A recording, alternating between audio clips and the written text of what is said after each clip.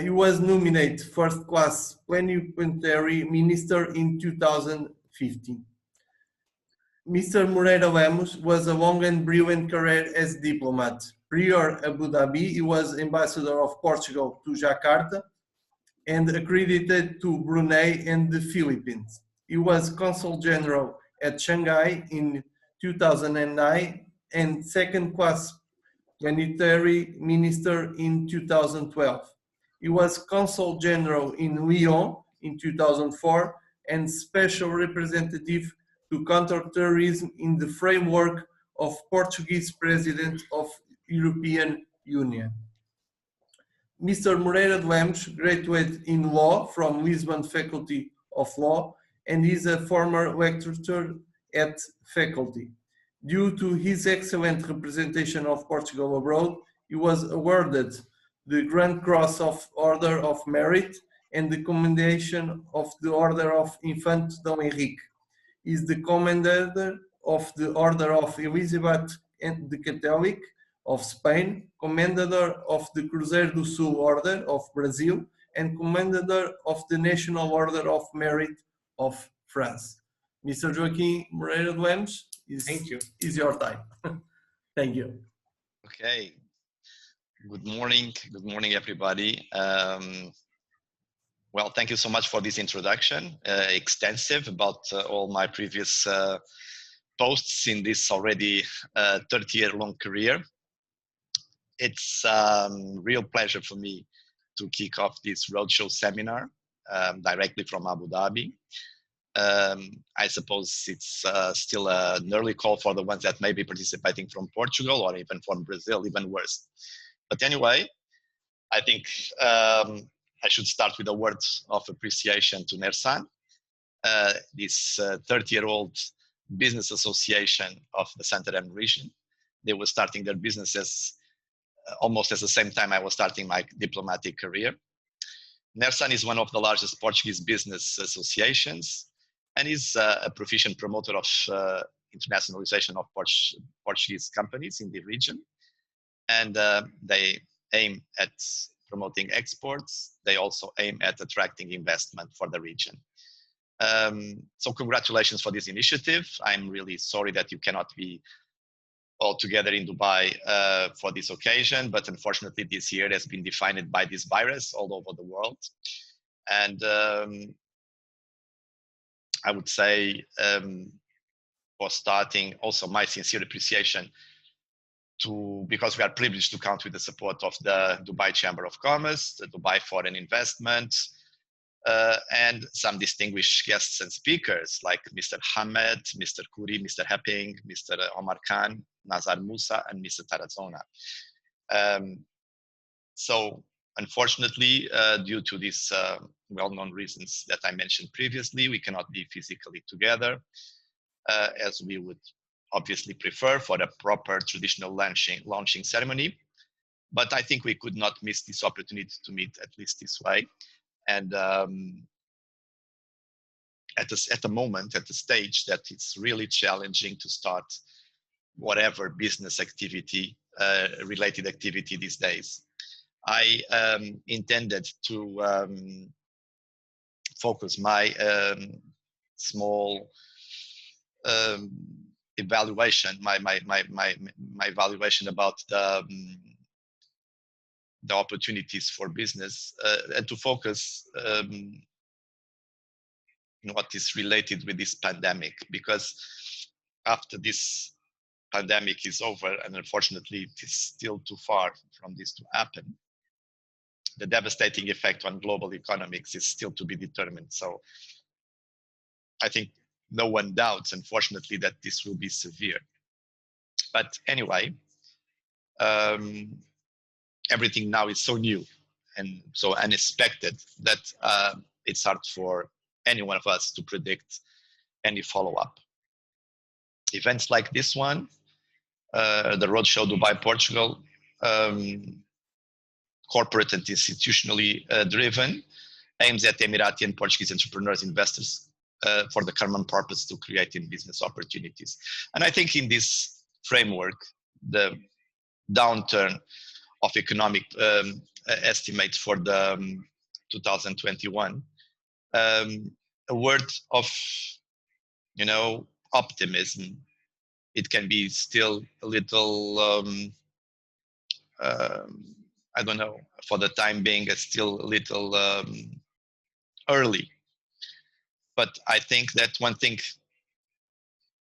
my experience tells me, one thing is sure, that the crisis should be the opportunity to explore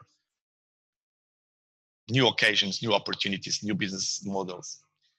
The fair trade always attracted peace in the world and cooperation. So inward looking is not the solution. I think the so needed economic rebound will come after, you know, people like our entrepreneurs, the initiative of our entrepreneurs to restart, to reignite the refueling the economy in all of our countries. We are doing the best. Our entrepreneurs in Portugal are doing what they can.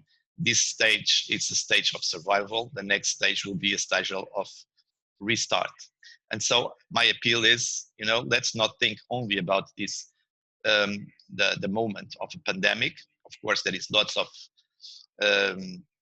things we can talk about this, about the collective effort that we have to take care.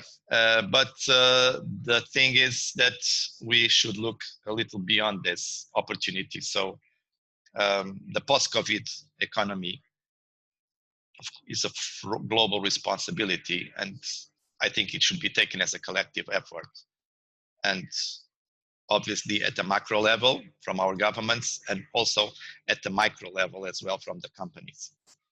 I think the initiatives just like the one we are celebrating today became really essential. And this idea of act locally and contribute globally for the Portuguese recovery, it's fundamental. I think we should reinforce with economic sound ingredients our excellent bilateral relation with UAE. UAE, it is, for the ones that are listening from Portugal, and will be an interesting destination for doing business. I think we should pay additional attention to the measures that were established recently, officially, to encourage its economic recovery. And definitely, I think we should be a part of that as well. So this is my message for the Portuguese. And these events, you know, takes place at the moment that the world, as we knew it, it's perhaps gone forever. As I said before, the uncertainty is still the key factor. Too many gaps yet in our knowledge, but we cannot spend the rest of our lives living on forecasts. And in recent weeks, from the second how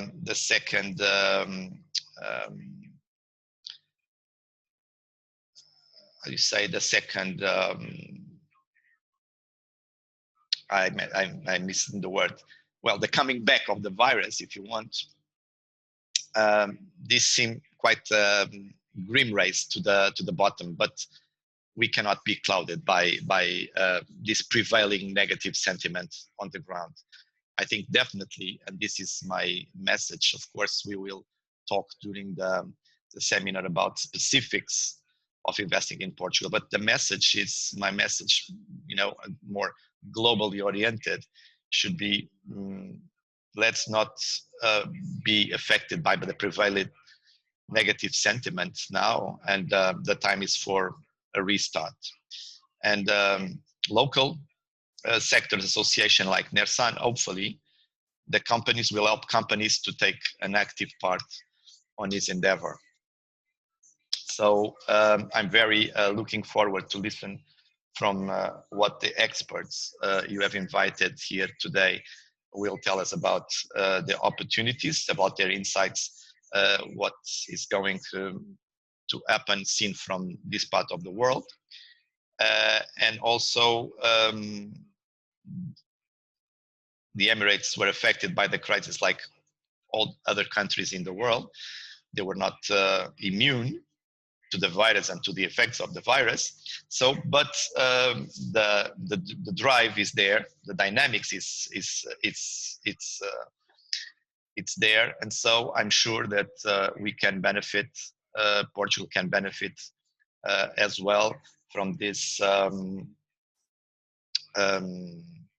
initiative-driven economy from the UAE. So listen, not much more to say for now. I would congratulate and thank all those that are participating, and tell you that from the embassy side and from the delegation of the ISEP, our promoting agency, you can be sure in both sides, Portugal and Emirates, to our active support. And listen, thank you so much. Hope to see you all here soon or in Portugal, because this roadshow goes both ways. And next time, inshallah, will be presentially, and we can meet personally and have the opportunity to exchange some views personally, which is always better. Well, thank you so much. I will keep for a while here listening to you.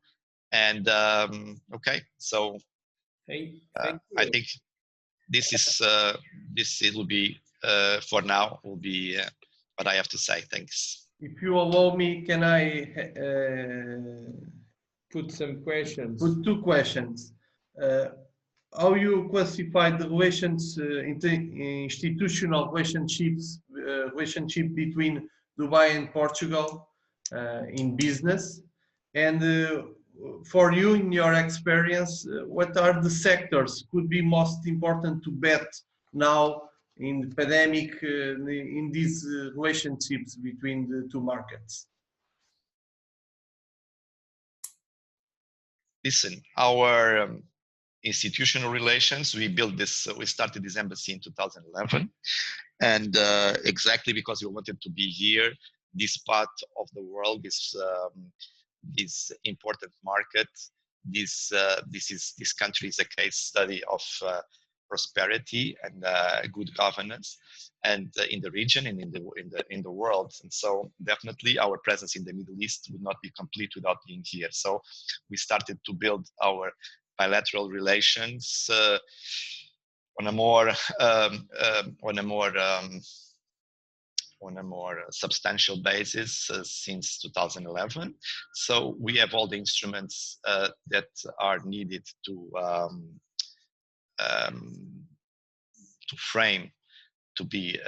constitute the frame for all kinds of business opportunities.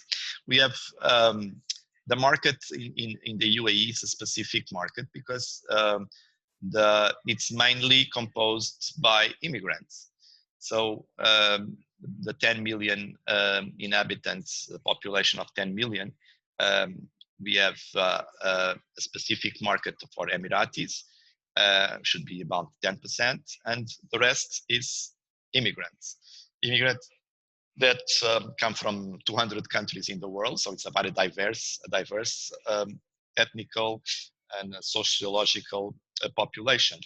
This can be a challenge for any kind of business because it's not an homogeneous crowd on the other side of the business, the demand in this case for Portuguese companies. Anyway, the fact that this is such a dynamic center of business opportunities in this region usually is used by Portuguese companies, according to my experience, as a platform as well. So I always encourage companies to come to the UAE to buy, namely trade fairs, which some of them are already the biggest trade fairs of the sector in the world, and be a part of this, not only to check the opportunities in the local market, but check the opportunities in everything that is surrounds this country. And it's not only Middle East, it's Central Asia, it's the Horn of Africa, East Africa. So you name it. I've seen many countries, many Portuguese companies coming here, and they don't even have clients in the Emirates, but they use the Emirates as a platform to meet their clients in all these areas. So and it's all interesting areas, as I mentioned before. I think when I was talking to the Portuguese, my Portuguese friends there is opportunities in all sectors. Of course, if you are talking to the Portuguese companies, the market is attractive like this, not only as a market itself, but as a platform for the region. If you are talking to the Emirati companies and the Emirati investors, listen, we are attracting, and I think that's important to mention this, lots of investment in real estate and in tourism. This is, some people tend to, stigmatize this kind of investment, but it's a very, very interesting investment opportunity. And I know that in your district, your area in Santarém can also have a good offer in this area. But the investment in real estate, in tourism, opened doors to interest the investors for other sectors. So I consider it, for instance, I would never neglect, I don't neglect at all when people come to see me, I always try to see beyond the immediate investment. But if they come for real estate, fantastic. Let's explore the real estate. Let's explore the opportunities in tourism.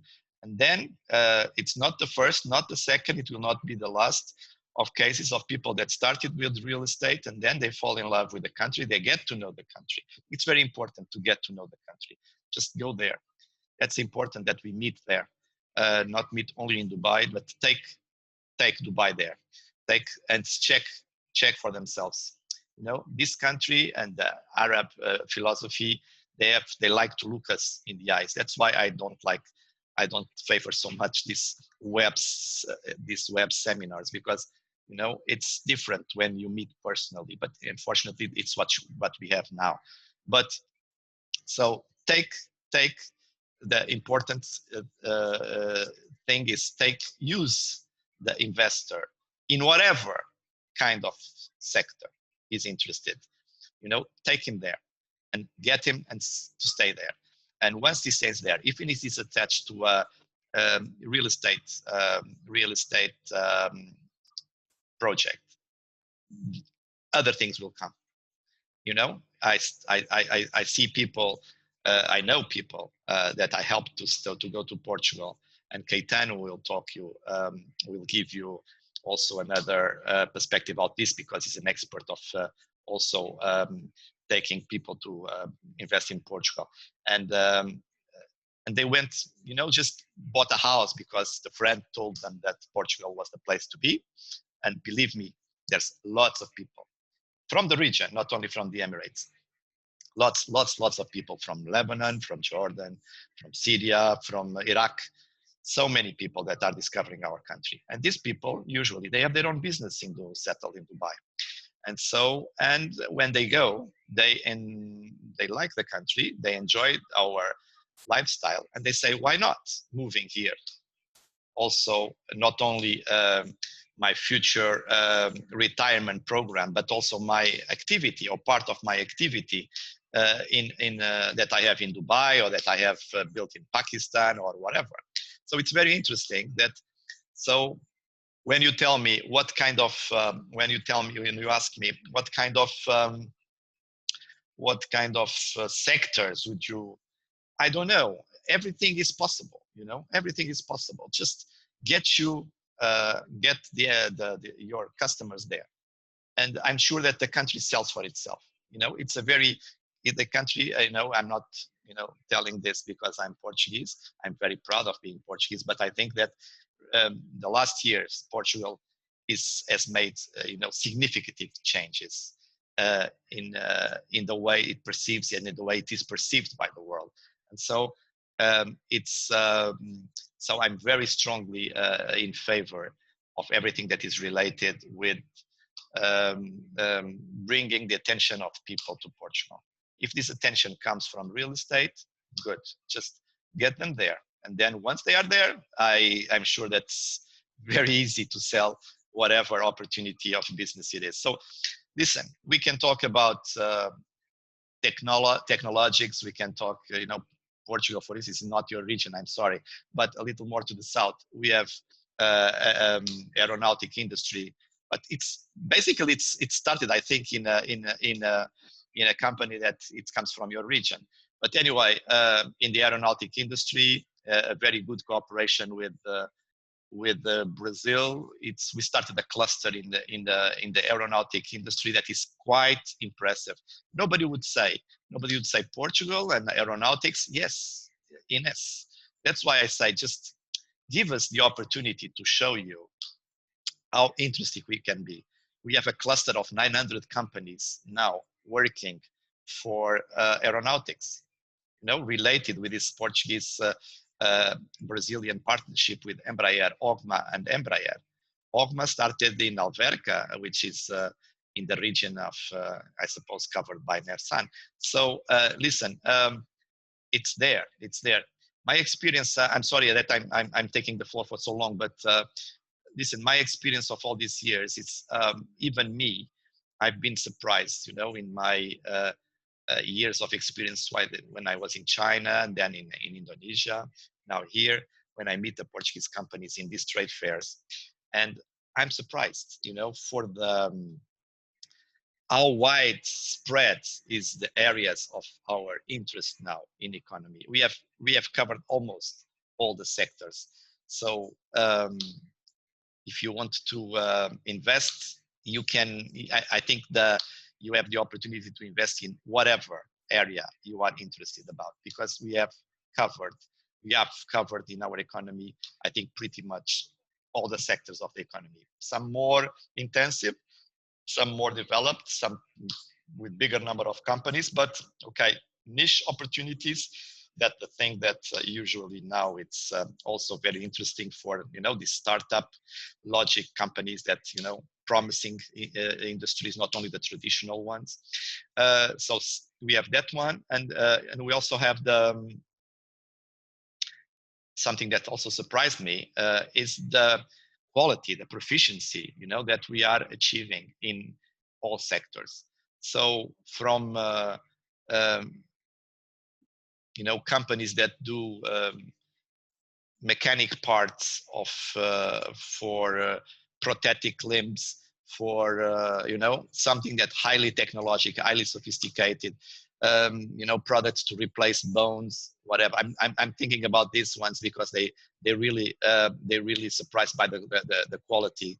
But anyway, in everything that is related, okay, the traditional ones, the Portuguese traditional ones, like the textiles were very strong, the plastic molds were very strong, and our companies, they survived the crisis. They survived the European crisis in 2000, the subprime crisis in 2008. We survived, and curiously, after this, during this crisis, our export rates got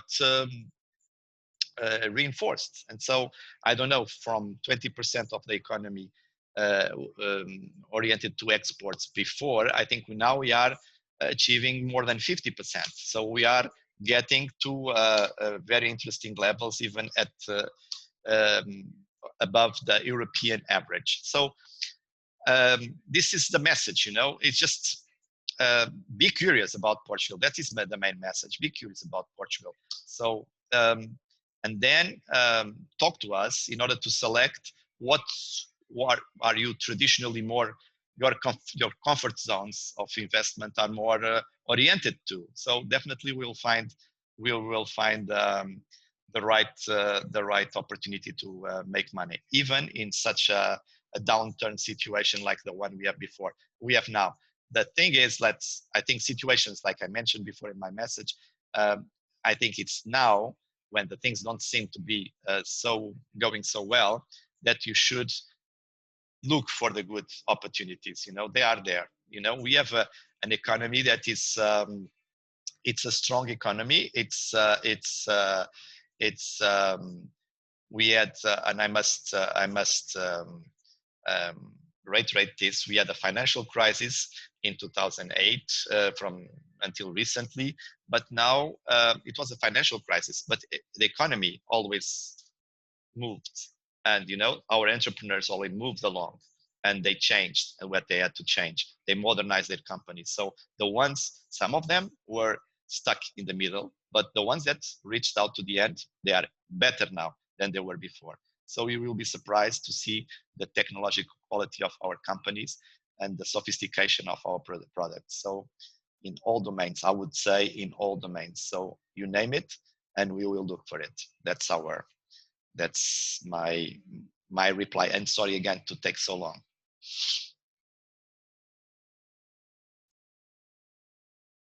Thank you so much, Ambassador Joaquim Moreira do Lemos, Ambassador of Portugal in Abu Dhabi.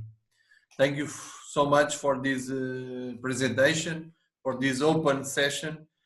We have many points here to work in this session from now. And we will start to do the presentation of NERSANT and Ribatejo of economics opportunities with José Coimeiro, member of the board of NERSANT, and we will start to do this presentation of these opportunities and the region of this association. One of the most important companies association in Portugal. So, José Coimeiro, if you want to start your presentation, it's a pleasure to us. It's your time. Yes. And thank you very much. Yes. Thank from you. Brazil. Yeah. Yeah. It's a bit early here. Well, good morning to you all. First, on behalf of NERSANT's board, I want to welcome you to our country and to our region. NERSANT is, and we will talk about it a little bit later, but in a short word, NERSANT is a regional business association in Portugal with around 2,800 members, and works every day to help its members to be more competent, more competitive, and earn more money. Due to this attitude we've been using for these 30 years, NERSANT is 30 years old, more or less, NERSANT became the most important regional association in Portugal. We wanted very much to be with you in your beautiful city, but due to this pandemic situation that our ambassador talked enough and well about, but due to this pandemic situation, we can't be personally with you.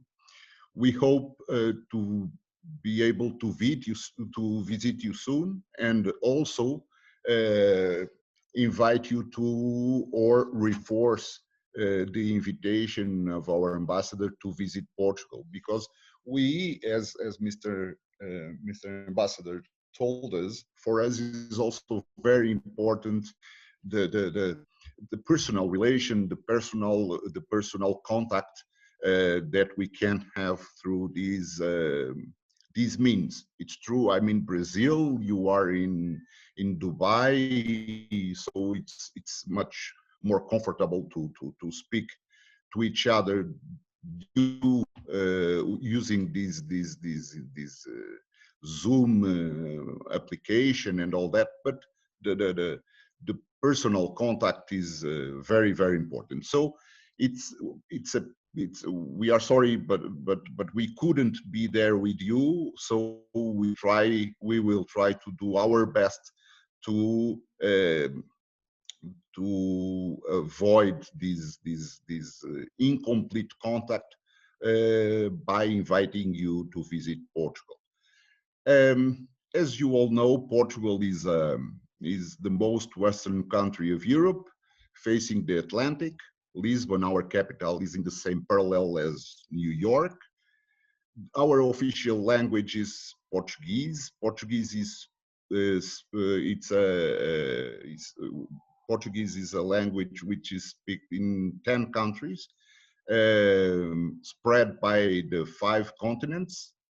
And there are about 250 million Portuguese speakers, native Portuguese speakers around the world. So it's an important 215 million people. It's a huge market of Portuguese speakers, and Portugal can be the door and is many times used as the door to enter in these several countries. Our location in Europe and this presence worldwide are 2 important reasons to place Portugal as an important destination for foreign investors. So use us as the door to enter in these Portuguese speakers countries. I think it's a good way to start. Well, Portugal is an interesting country to invest. Our ambassador told us the traditional sectors are doing well, or were doing well before the pandemics.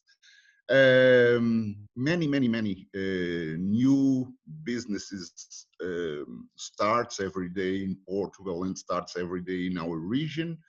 There are a lot of new niche activities that are, I believe, very interesting to look at and to become partners in their activity.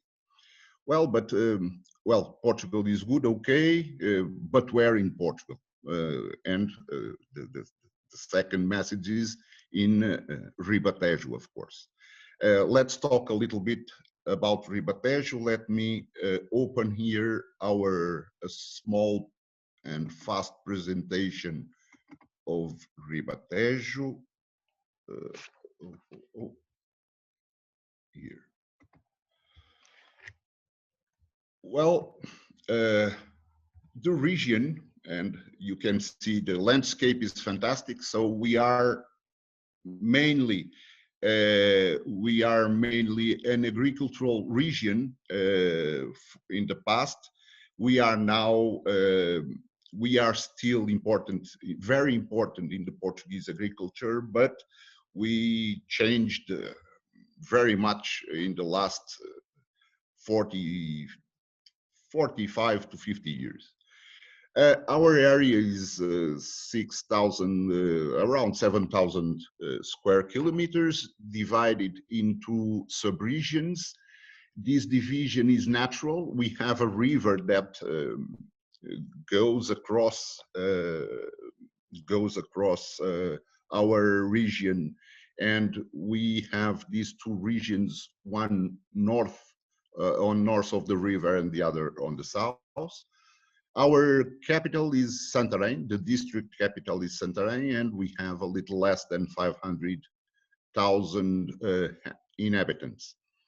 We have around 50,000 companies, and our investment in research and development is around 32 million euro per year, and it's growing fast in the last years. Perhaps this year we have a problem in this constant growth, but nevertheless, it's important to say it's 32 million euro, which is very significant in Portugal.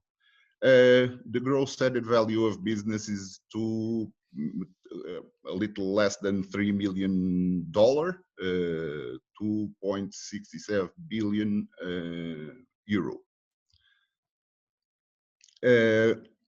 Our region you can see in this map. So we in red in the western area of Europe.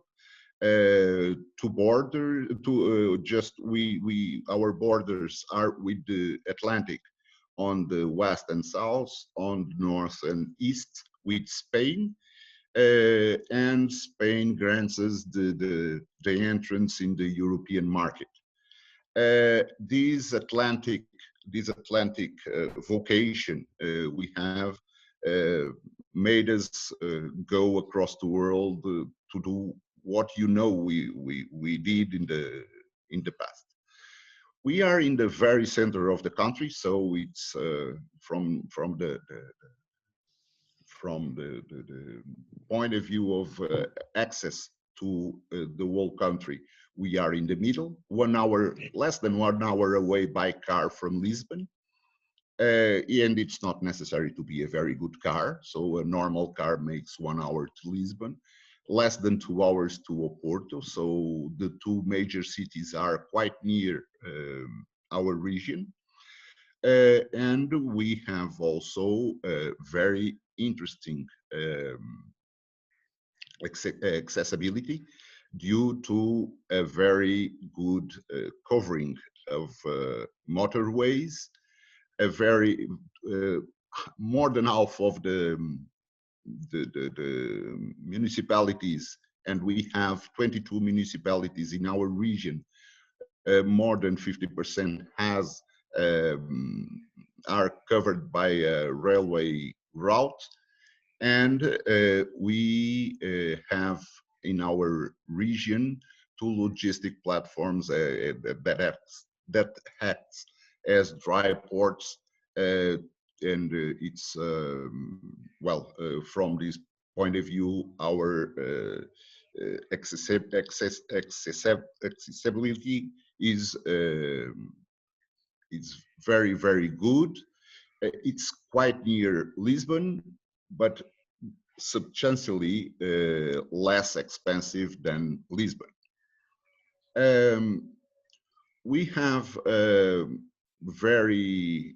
from the point of view of local resources, as I told you, we got very fertile soils.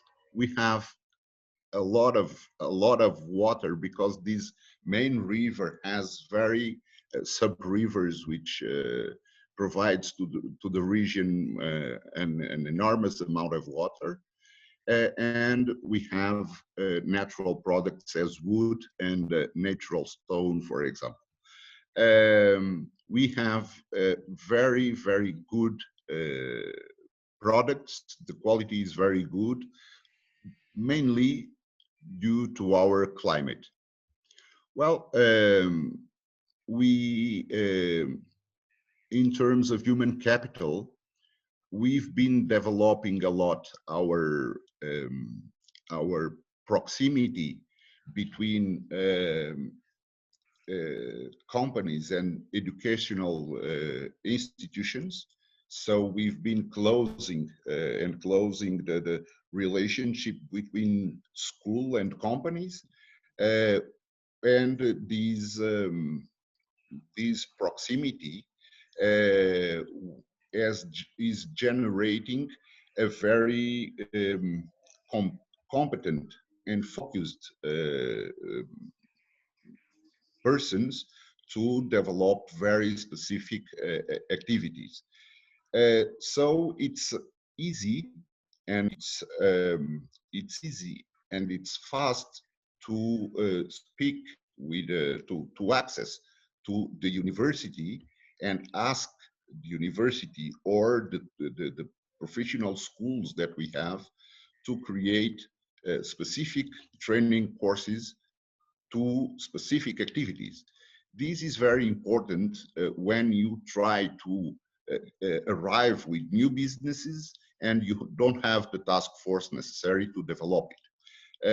We are doing it very, very well, and the education focused on the business activities we are developing. It's been very important to support the growth that we've been giving to our activities. We have, in terms of infrastructures in education, 16 preschools, 18 elementary schools, and 2 secondary schools per municipality. So the network of the school network in the several degrees is very interesting. Sorry. We have also 2 polytechnic institutions in different cities, in different sub-regions of our region, which are doing very well in the creation of training courses and superior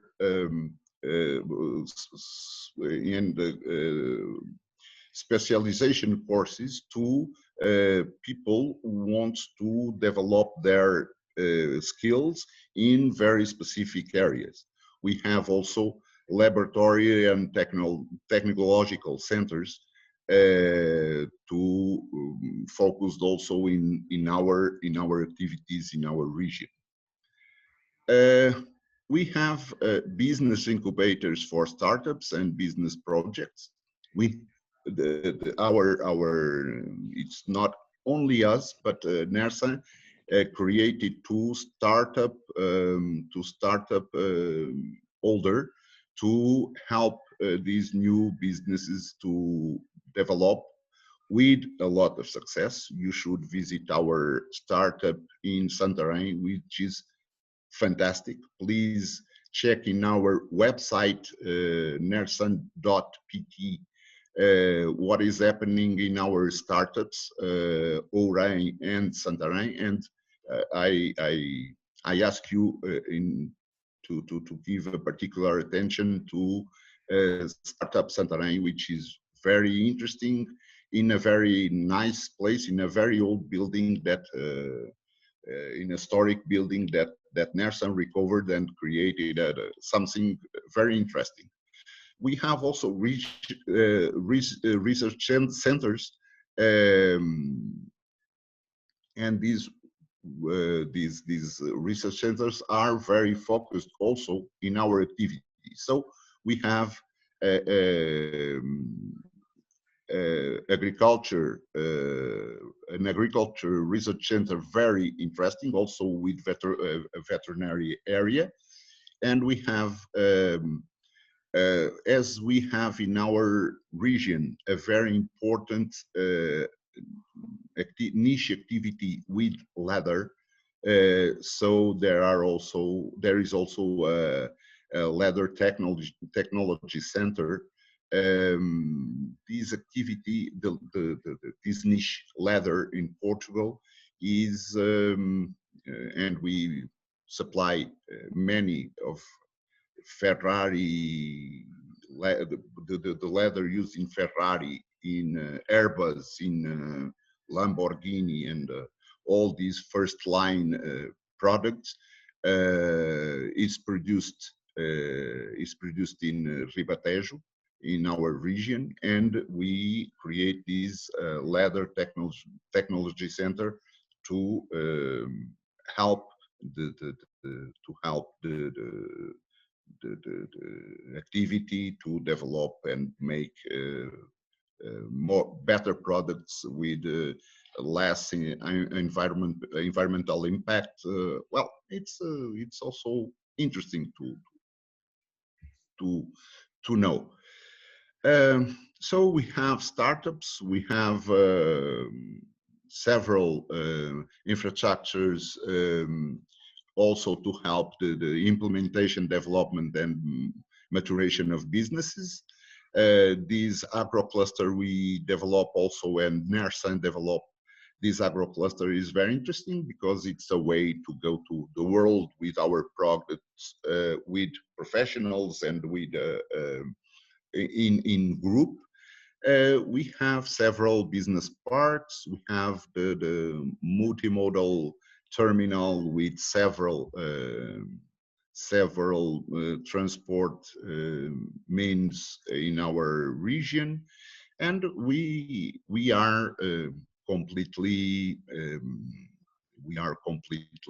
equipped to receive you and to help you to install and to develop your activity.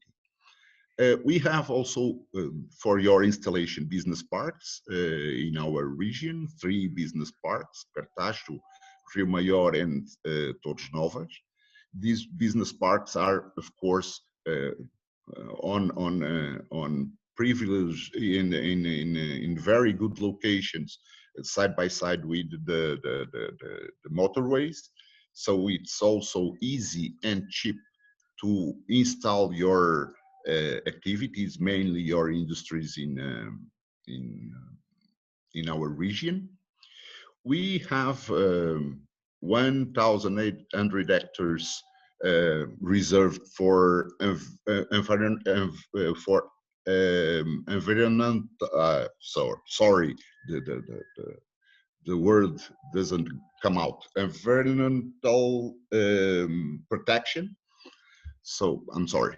And as support and incentives, we have competitive prices for companies to operate in the area. We have a very friendly attitude with the investors. So we are not a bureaucratic country with a lot of bureaucracy. So we've been for the last 15 years, we've been every 2 years creating more and more programs to reduce this bureaucracy. You can easily create a company in Portugal in 30 minutes. It's not 30 minutes is enough to create a company in Portugal. And we have very competitive labor costs. So we are in Europe a cheap country that you should use to develop your business. We are a country which have been worldwide, so we have very good relationship worldwide with even with our old colonies. Our good relationships should also exist in Portugal. So every investor and entrepreneur is very welcome in Portugal, and we have a very resilient community, and we have people with we have people very proactive that surely will help the business to develop. As the potential, well, the quality of life is Portugal is a little bit Portugal is the country of Europe with side by side with Spain, of course, but it's the country in Europe with more comfort to live. So the winter is not too heavy. We have temperatures around 10 to 12 degrees in winter. Summer is okay, it's hot, is good to go. It's very good to go on agricultural activities and also tourism, of course. So it's from the climate point of view is very friendly. We have a long story. Portugal started in 1143, so it's a very old country. And well, we have a heavy story. Also, we've been awarded as the by the world's leading destiny. So we were for 3 years, for 3 consecutive years, we've been considered as a friendly and a friendly people to that receives well whoever visits us. And we have very low crime rates. So Lisbon, I believe, is in the top 10 of the most secure cities in the world. And well, we don't have, fortunately, problems with crime and with violent crime and all that. We have, so to finish, we have 3 main competitive advantages. Our fantastic location, our efficient network to implement, develop, and maturate the companies who come to invest in our region. And of course, we have very competitive costs to installation. So, well, I'm finishing, but tell you that it's very, should be very interesting that we were together, that we could speak eyes in eyes about Ribatejo and about our capacities, but also our limitations. We, of course, this is not paradise. We have also limitations.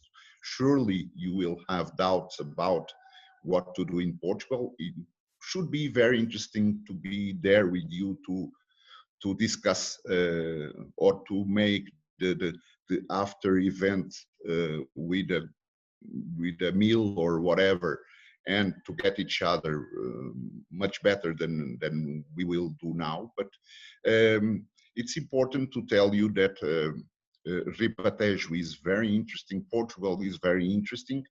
We believe the pandemics will create some difficulties in the short future, but nevertheless, I believe you can look at Portugal. You can look at Portugal as an entrance to the Portuguese-speaking countries in the world.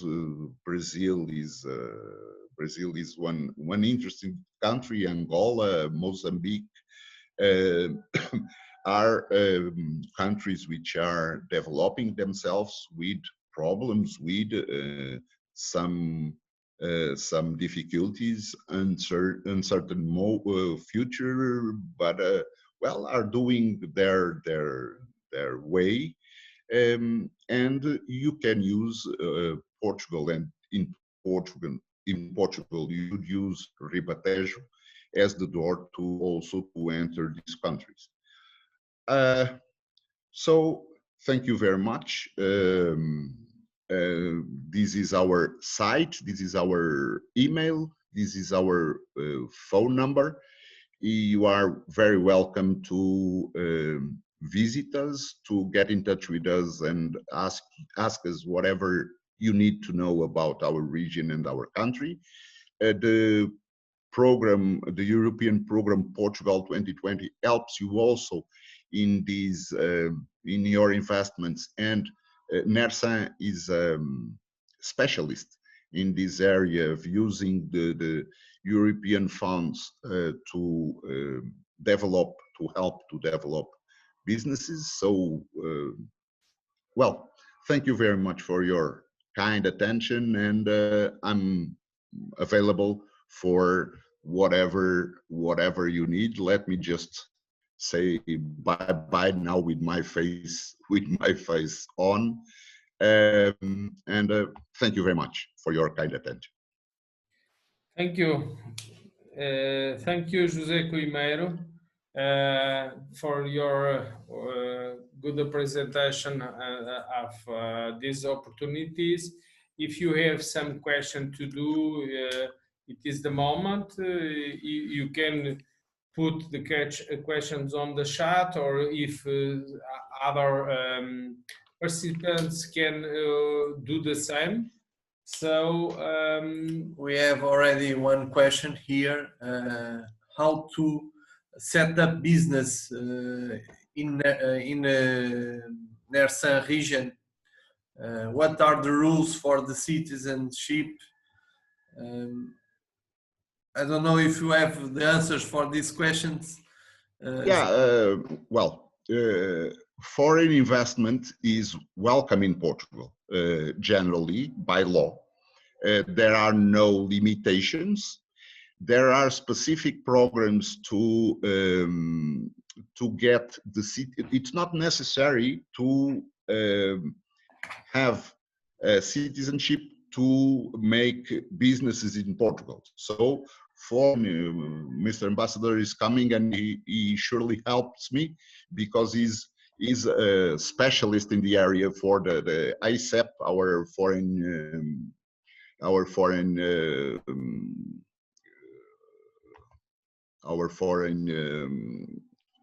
rules. Yeah. But let me come back. So it's not necessary to have a citizenship to make business in Portugal. So foreign investors are very welcome, but there are also programs for non-Europeans to invest in Portugal, and with this investment to get the citizenship. So there's a program, the name of program is Golden Visa, which has rules. I believe the investment today of a foreign investor is around €1 million in a general activity, or 500,000 euro to in immobiliário, in I don't remember the name in English now, but buying apartments and sorry. Real estate immobiliary. Real estate, yes. And thank you very much for your help. So, well, it's easy to invest in Portugal. Okay, we have now two participants who hold hand here. So I will open the micro to Mr. Sailesh Nathan. You can make your question now. Hi, good morning, everybody. How are you? Thank you. Thank you for your participation. Good morning. It's a pleasure to be on board over here, and I've been to Portugal a couple of times. My name is Sailesh Nathan, and I am the chairman for the SME Chamber of India, and also I'm the president for Diplomat Summit. I have been there a couple of times with a few people, and I've been a speaker in one of the conferences also in Portugal. My question to you, gentlemen, is that you see investment or bringing a delegation on a trade development, which is an excellent opportunity as of now and this time, where it is good to have a collaboration. Having said that, we know investment in terms of 500,000 euros could be a start. The opportunity of the real estate would be fine, but would there be any other opportunities in terms of investment, like, you know, like a small scale industry, or probably a manufacturing unit, or probably a FMCG product? Because yes, real estate is there. There's no doubt about it. For example, as a chairman for the SME Chamber of India, we bring delegations, we take delegations across the world and things like that. But what happens, the members or the investors, they look for an opportunities where probably, let's say a small scale industry, could be a manufacturing unit in FMCG, or could be a manufacturing unit in probably in a production things. That type of joint venture, would it be possible? And number two, how would be the timelines on it? Thank you. Your question, Jose, you can say some words. Yeah, I didn't understand the last words. Something happened here in my. Well, let me. If I don't answer completely the question, please, Mr. Nathan, let me know. Well, yes, of course you can. It's possible, yes. Real estate is the easiest, always, everywhere. When you look for a joint venture in a specific area, we need to find it, as we must do anywhere. So I believe if you get in touch with us and you tell us exactly what do you look for. Of course, we have in NERSANT, we have 2,800 associates, and it's an important number and a wide range of activities. So we cover all these a lot of areas. I can say in last week or the other one, I was speaking with a colleague of mine, which has interest in who is interested in have a partnership, a joint venture for food producing business. So if there is for sure many opportunities, there is for sure many partnerships to be done, because they help us also in Portugal. I have a metal mechanic, and why not to make a joint venture with someone that opens for me a new market for my metal mechanic, for my product. So it's easy to getting in touch with NERSANT. It's easy to present your needs, and NERSANT will for sure goes to the market and goes to the associates and presents the opportunity, and we'll have for sure some answers. So I believe it's if you use a focused question to us, we will answer you soon about opportunities that we will find in our group, or otherwise in a network that we have, very important, because our association is under an umbrella which is AIP, the Portuguese Industrial Association. We are member of this AIP, and other structures are there, and we will present the opportunities to other regions in the country. So, well, Mr. Nathan, please let us know what do you need, and we will come back to you. Thank you. I've shared my numbers and my email, and we will probably have a one-to-one chat. Thank you so much, and appreciate your answer. Thank you. Thank you. I can just inform about we have a program, and it's the more information about the startup visa in our startup in Santarém. We also can support small innovative business.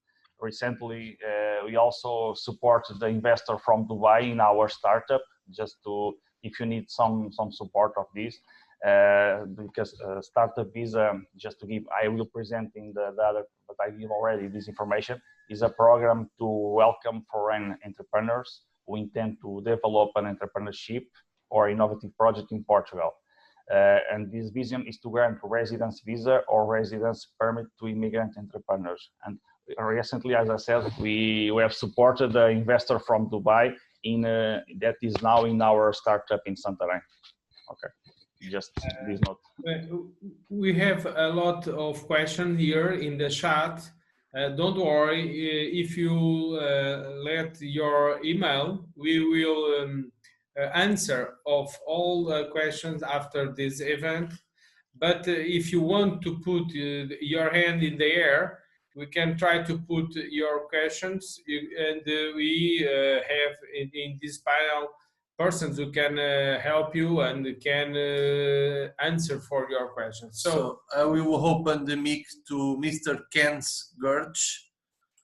I don't know if he is with micro. I will wait a few seconds.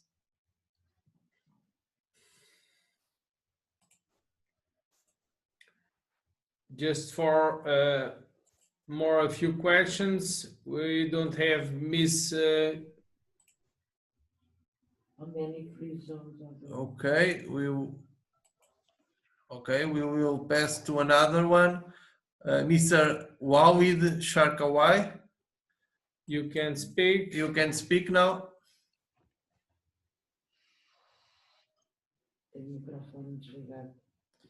You have the mic off. Okay, can you speak now? Yes. Hi, good morning, gentlemen. Thank you very much for this event. Your Excellency, Mr. Ambassador, thank you very much for this beautiful opportunity. I'm the Business Development Director for FAM Holding, and the beauty of the things, we were thinking about Portugal since maybe like 3-4 months ago. And here I go. It's beautiful, probably opportunity where we can explore the opportunities that we can have in Portugal. I do believe it's a beautiful country, and there is a lot of potential to do in Portugal, especially at least from our sectors, the real estate and hospitality business. Now, I have a couple questions for in terms of system. As a foreign company, what's the advantage and the benefit from the government for any foreign company that will be willing to invest there in terms of taxations and fees? The second questions, we are into real estate business, and there is a good opportunity I see in Portugal for a lot of investors in real estate from all over the world, and I see that the market is growing drastically since 2015 in Portugal. Now, when it comes to this legal process in terms of visa and you know, the green card or PR in Portugal, how we can get a solid, I won't say a solid information, but let's say a solid a partner that will secure for us this legal part with the end user or with the final client. I don't know if this was clear. Mr. Yeah, Mr. Ambassador, do you want to answer, please? I believe it's you are in a better position for answer than me. Listen, as I mentioned before, I think real estate is a fantastic way to discover our country. And so, as I said, I'm one of those that believes that the Visa Gold system can be very effective, producing, creating jobs and creating opportunities for the Portuguese citizens that live in Portugal and that benefit from the investment that is coming from abroad. So listen, there is rules that are very explicit. If you go online. There is plenty of information online about this, so you can get pretty much all the information needs. In most of the cases, people go to listen. There is Caetano here from the Portuguese Business Council that is very experienced dealing with this and taking people to Portugal. Listen, there are incentives. It depends on the areas and depends on the zones. For the real estate now, there are some restrictions that apply. Unfortunately, because we are victims of our success. You know, the program just brought the prices so high, and the market of the real estate in Lisbon and in main cities like Lisbon and Porto, that became a real nightmare for the Portuguese to buy a house and to, so starting namely for the young Portuguese, the young citizens that wanted to build a family and to find a house at reasonable prices. But the thing is, I'm sorry, Joaquin, be more fast. We are on time and we have one question. Okay.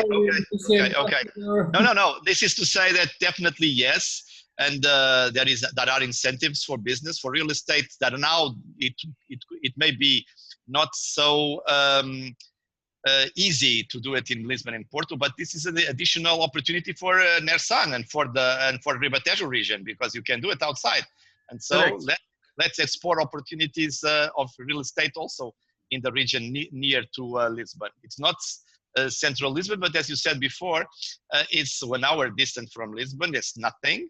The fantastic highways serving the region and close to the airport, to the main airport in Lisbon. So why not? And so about the visa, the visas and everything, yeah, you can deal this through lawyers. It's easier for you, or through the embassy. Usually it starts with a Schengen visa that takes you to Portugal. Then you will start a meeting with the foreign service there, the foreigner service that will evaluate your project of investment, and that's it. It can be either real estate or it can be everything else. Anything that you may be interested. But if you are dealing with the real estate, tourism, whatever, it qualifies. So, but anyway, I think it's a good start. Yes, definitely, yes. Thank you, Mr. Ambassador. Thank you. We have more people with questions. I ask please to put by right in the question and answers option you have there, and we will answer that in the end of this section. Now we will continue in our program. Now we have several speakers. We will start for Mr. Omar Khan from Dubai Chamber of Commerce and Industry. Omar Abdulaziz Khan, sorry if not correct, is Director of International Office at Dubai Chamber of Commerce and Industry, leading the global development and management of Dubai Chamber International Office. He currently manages an office in Africa, CIS, and Latin America. Prior to his current position, Omar held consecutively successful leading positions at Dubai Chamber as Membership and Documentation Service Department Director, representing Dubai Chamber at the ECC World Chambers Federation on Trade Facilitation Issues, and as Customer Service Centers Director, during which he helped to transform Dubai Chamber from having a customer-centric department to being customer-centric organization. So Omar holds a Bachelor of Science degree in electrical engineer and an MBA from Florida Institute of Technology. Thank you, Mrs. Omar. It's your time. Thank you. Thank you very much for that introduction. Basically, what it says is I've been in Dubai Chamber for a very long time now. So, but it gives me great experience, a lot of different exposure. I know the Chamber very well. And also with my last post where I am now, it also gives me exposure about what the world is going through, especially the emerging markets, and how Portugal can play a larger role in some areas and some regions where maybe they're not as strong and they can join and connect to Dubai to fix this. So without further ado, I'll just start the presentation. I'll just share the screen. Everybody can see my screen, the full screen?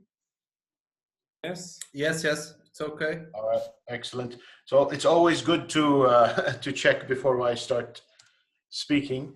What I'm going to talk about a little bit today about some facts and figures, and I'm sure other people will be complimenting and commenting on what we are saying in terms of the relationship between Dubai and Portugal.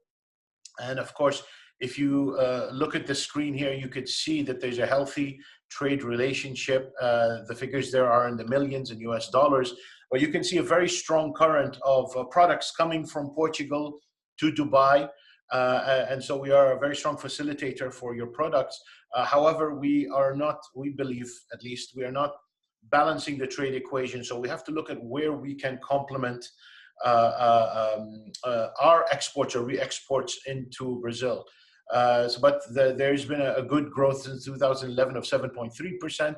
And of course, Dubai's non-oil total exports to Portugal grew about 14% in 2019.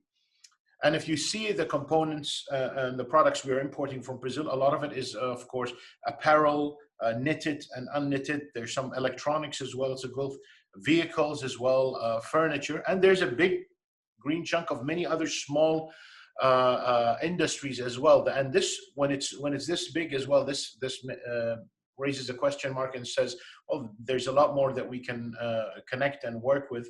And the same thing, the major exports from Dubai, we are taking a lot of electronics, textile, machinery, plastics, aircraft parts thereof to Portugal. But I still believe that, I mean, that is a much, much smaller part than what we are importing. So Portugal has the upper hand in utilizing Dubai as a major hub to connect it to the globe. Looking at some areas where we can work, because if you look at the products here, food is very important for us. Food security. I think the UAE has gone to number 10 globally now, despite the difficulties of food security. And we do this through our own bilateral relationships with countries, our own farms in other countries, and guaranteed exports of food products with a nice, diverse list of partners around the world. And so this is very important. And I think this is something that Dubai and the UAE can work on with Portugal with regards to having a larger share in this. And 34, of course, don't forget, 34% of what we bring in is re-exported as well. And even with the tourists that we get, usually we re-export all the different products and culinary experiences all through the tourism as well, that they experience the food products from all over the world, whether it's from Spain, Brazil, Portugal, Africa, or wherever it may be. So again, this is very important. And we imported about 14 billion US dollars. So that's a good size of market to tap into. Now, in terms of pharmaceuticals as well, Dubai again is an importer and also re-exporter of pharmaceuticals. There's also a manufacturer. So again, we import about $3.5 billion worth of pharmaceuticals as well. And so in terms of in 2019, it was the 6th largest product. We are in an area of the emerging world and developing countries, and where there are some even not the high level that could require a lot of research and development, but also generic drugs, white label drugs and things like that are required for daily use around the region, like Africa and Asia and Southeast Asia. So again, we can be a very strong hub to connect, whether it's advanced pharmaceuticals or generic pharmaceuticals as well. And we have even companies who are investing here and manufacturing here as well. So again, this is a great opportunity. In terms of the green economy as well, I was looking at many different facets, whether it's the fact that over 60% of the energy produced in Portugal is green. So there's a lot of expertise probably manufacturing and implementation and consulting. So services also, I know it's very strong in Brazil. So I think also this is maybe an underrepresented part in our industry, but even simple things as of course bicycles. You are the 6th largest bicycle manufacturer in the world, and we import. Our import of bicycles has been growing. So even a simple sector. These are just simple ideas of areas where we are importing, you are exporting. However, we are not talking to each other, or we're not trading enough. So these are just some of the examples. But one of the things I want to finish with is the reason I'm speaking here today, because I've been to Angola, Mozambique, I've spoken to people in Cabo Verde and other places in Africa, and of course we have an office in Latin America, and a lot of what I've seen when I've talked to a lot of the business communities, whether in Brazil or Portugal, they say, yes, in Africa, we were dealing with Mozambique, we're dealing with Angola, Cabo Verde, but there's a big part that's missed where I see the Chinese, American, French, Belgium, UAE as well, industries and companies trading and investing into countries like Ethiopia, like Kenya, like Namibia, Nigeria, and so on and so forth. So again, this is where I think we can help as Dubai and Dubai Chamber, in addition to, of course, what the colleagues are talking about investing into Portugal. But it's very important to put yourself on the radar for many companies to look at how the Portuguese product can become synonymous. And sometimes I've seen areas where the language is a challenge. I've seen this in a few countries, whether it's the Russian Federation, maybe in Brazil, Portugal, where sometimes the language, something as simple as the language barrier is causing the challenge and maybe causing a focus on Portuguese-speaking countries. And I know also the focus, just like in LATAM, where they're looking at Mercosur and North America, there's a focus, of course, rightfully on the EU. So the largest imports and exports are over 70% between Portugal and the EU. This was also a challenge for us, where we are looking at the GCC taking about 60% of our target market to export and import, and where we 10 years ago decided to push and diversify to grow all the 150 plus countries that we are trading with, so we reduce the concentration risk. Because you never know, for example, where challenges might come, where, for example, for Mexico, where NAFTA was canceled and there are new agreements coming in, and suddenly you're the challenge, or where you see the Russian many countries were depending on the Russian Federation in Uzbekistan, Azerbaijan for agro-business exports. And suddenly the ruble fell down, the oil prices went down, and the buying power of the Russian Federation was a challenge. And suddenly they had to scramble. So again, this is what Dubai can bring to the equation. I think maybe we need stronger representation in terms of private sector, services, know-how, expertise, as well as products coming to and through Dubai. And then from Dubai, we can really push you in terms of as a platform to market your products, test your products, successfully show that they are executed. And then from Dubai, where people will be coming for GTEX, for technology, for Gulf food, for food products, and for so many different exhibitions, where they will be more aware of they will be aware of China, UK, France, Belgium, but then also now Portugal is on the map. Portugal is on the radar, and this is something we would be very happy to help a lot of businessmen with in terms of bilateral cooperation. So this is it from me, and thank you very much for paying attention. Thank you for us, Mr. Omar. It's a pleasure. I think it is a reality. We have a country with huge opportunities of business. We must go on with our event. Once upon a time, thank you, Mr. Omar, for your participation. And if we have some question here, we can answer in the end. Saul Tahazona, oh, yes? Dear Omar, salam alaikum. Walaikum salam, Saul. How are you? Alhamdulillah. See, I want to ask you something. Where is your office in Latin America? Our offices currently are in Brazil, so in Sao Paulo. Of course, it has to cover its own region, but it's in the southern part, so in case we need it, they can move to other events. And of course, we have one in Argentina, Buenos Aires, which covers, Paraguay, Chile, and the neighboring countries.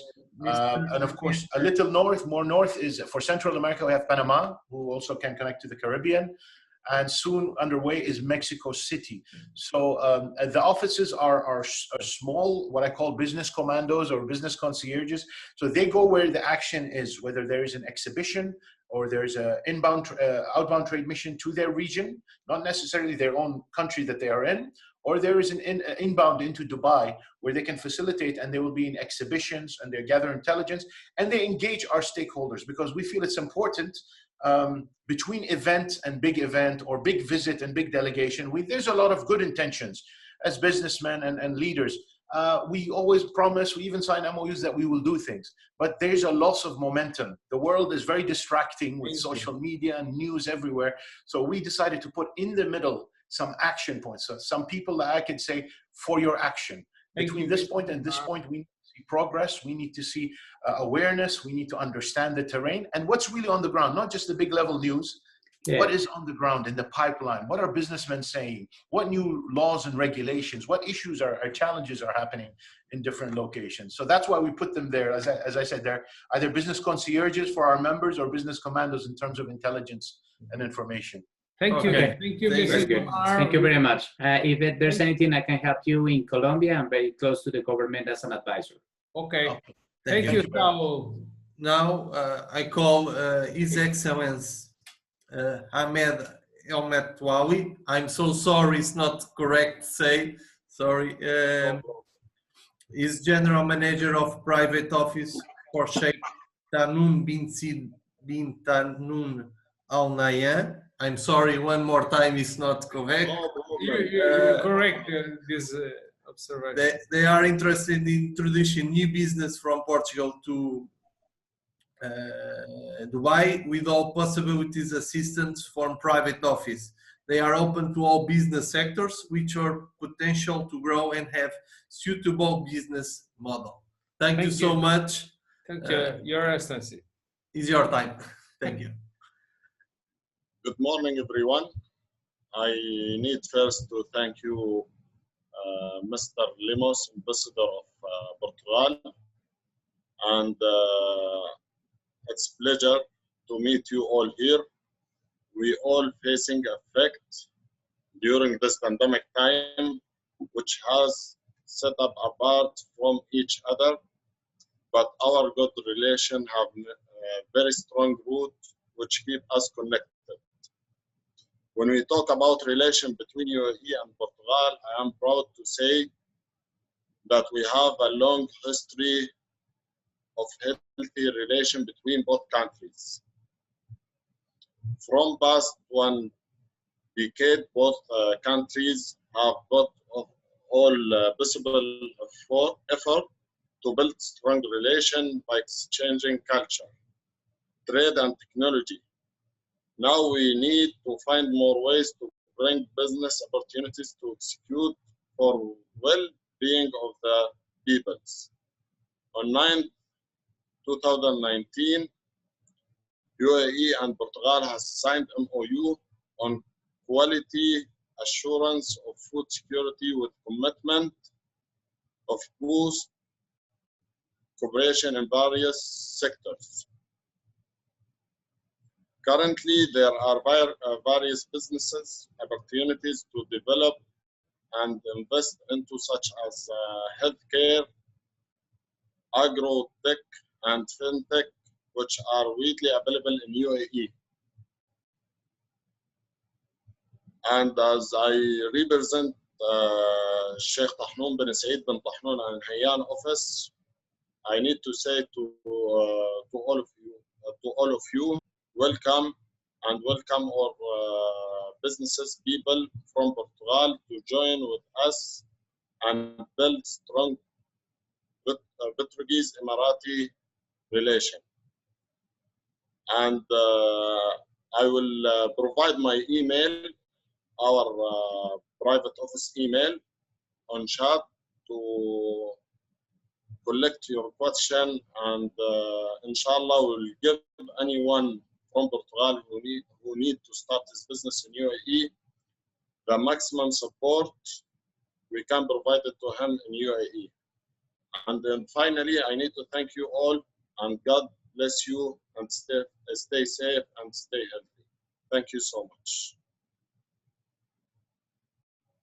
Thank you, Your Excellency, for your kind words and for your presentation.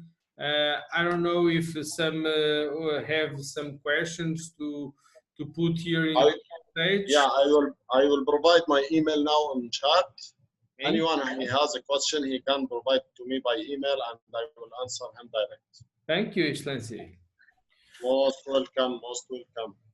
Inshallah, hope in future we have most of business from Portugal and UAE here in UAE. Many thanks for you. Thank you so much for being present. Sorry, my video was off. Thank you. Thank you. Thank you.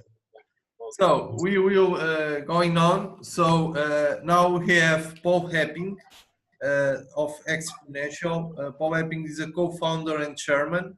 This is an exponential transformation company based in Dubai. He is an experienced executive coach and team builder, global keynote speaker, general and program manager, and innovator with extensive knowledge of future business process in healthcare, education, and technology for over 30 years. Director IT and Innovation at Netherlands Business Council, worked in many countries on highly complicated projects, and now he is with us in this event. Thank you so much, Paul. Thank you, Paul. Thank you. Thank you so much, and I'm happy to be here. Sorry. The world, it's yours. It's your Thank time. you. Thank you. I will share the screen, and I so that we can talk about some other things. So it is a really honor to be here in this esteemed panel and the participants. So you introduced me already. I'm based here in Dubai for 5 years now, and I've been many times in Portugal. I am from the Netherlands, and I love Portugal, and I love the UAE. So I love it since I'm here. So our company is focusing on advisory and coaching on learning and development and media and content. So, and that is all revolving around exponential technologies and the impact on industries, the impact on governments, and the impact on you as an individual person. So this is what I want to cover today. You know, I take a little bit of a different angle on what we are doing, and I think that technology, specifically exponential technologies, in both countries, will be affected by the exponential technologies. And I'm going to talk about a couple of trends that we see, and that is probably interesting for you, both countries, to focus on, to make a difference in the world. This is probably a known chart I show you. This is actually the growth of computational power over the years. This is a chart developed by Ray Kurzweil, and what we see here is a pattern, and the pattern is that the density and the computational power is doubling every roughly 18 months based on Moore's law. And what you see here during all the times, whatever depression you have, this thing is going on. That means that technology, especially computational power, is growing in that same rate, and it will probably even accelerate. And why I'm mentioning this, because the computational power drives all the other exponential technologies. That's why it's so important to understand. So here you see, for instance, another effect. And you know all the Gutenberg. The Gutenberg invented the printing press. And it took ages before everybody took benefit of that, so that we could read, that we could build libraries, etc. Today, ladies and gentlemen, we have over 20 Gutenberg moments heading us at the same time. That's where we are going. And what does that mean? Well, here you see some of the effects. This is me with my grandson. And imagine when he is 9 years old, what will happen in the world?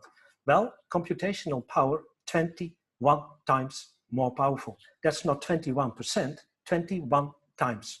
That's unbelievable. So if you go to genome reading, for instance, it's over 1 million times, or medical knowledge, 1 trillion times more. So we have to deal with that future, whether we like it or not. This is what our future is. So that's why I stress technology so much. And all the industries will affect it, what I just said. So data and information, that is already disrupted. Retail and commerce, already disrupted. Insurance, banking, fintech, it's all out there. Banking, as we know it, is disrupted. But it is a little bit more difficult to go into the pharma and medical, energy and utilities, water and food. And that is now on the verge of being disrupted as well. And it will go fast, and I will show you. So, and what we see, all the disruptions coming from a side outside your industry and always unexpected. That's what we see over and over and over again, and we don't see it coming. So, and our COVID crisis, our COVID-19 crisis, is a perfect example. We were hesitant over and years and years and years, and the COVID hits, and what you see, things that was not possible in decades change now in a couple of months. That's the effect, and that's what we can do, and that is what will happen in exponential technologies and in our societies. This is what's happening. And if I hear people talking about we are going to the next normal, guys, there will be not a next normal. It will be a next abnormal, and we have to deal with this because the technology forces us to do that. Here are some examples. Innovate or get extinct. So we in our company, we are guiding and we are coaching a lot of startups. I mean, a lot of startups, and we changed over 30 big companies around the world, transformed them actually, and they are now in that innovation mood. That flywheel is now going on, and you only have a couple of years left to get on that bandwagon. Otherwise, you're out of business, and I'm very serious about it. The UAE jumps on that bandwagon because they have a transformation agenda. And just look at a couple of these examples. They are the 17th globally in e-participation index. That's interesting. The government wants to be an e-government. But what is the effect of that? We have to think about it as well. What does that mean with employment? And those kind of things is what we have to think through. And what the UAE also has is a Ministry of AI, and I'm one of the advisors there. So I'm very proud of that. And one of the effects is smart city. So if you want to do something, focus on smart city. We need to understand what's happening in a city. And it's not just that you put cameras here and there and sensors here and there. A smart city is by the virtue of the people who live there. So the city is as smart as the people who live there. So how do you include people in there? Then trend 2 is what we see, additive manufacturing. You can manufacture everything anywhere. And that is the virtue of 3 and 4D printing. It increases materials. We see an increase of materials that can be printed. So we have a big problem in the COVID crisis that we were too much depending on China, on the cheap countries who were producing. Today, you can do it onshore by using 3D printing. And you can print practically everything. Augmented intelligence, intelligence as a service. If you want to get information, imagine the world's smartest mentors are there for you, talking to you on demand if you want. And they talk not only to me, but also to you employees, anytime, anywhere. And it also includes intelligence textile. I helped to change a couple of textile companies in Brazil to go into intelligence and smart textile, and it's working. And imagine on the other hand, the infrastructure could be built on blockchain because it is all about trust in the future. And language, ladies and gentlemen, is not a problem anymore. Don't distinguish things because of language. You have AI instantly translating. If I'm talking in Dutch to a Portuguese, we can immediately understand what we are talking about in our own language. That's already out there today. And we should use that to do business.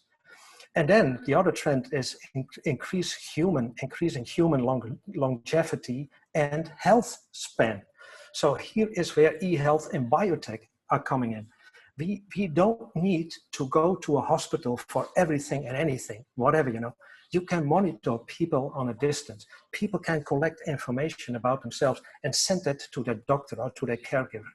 And we are moving more and more and more, not to precision medicine, but to precision health, specifically what you need based on your DNA, based on your preferences, etc.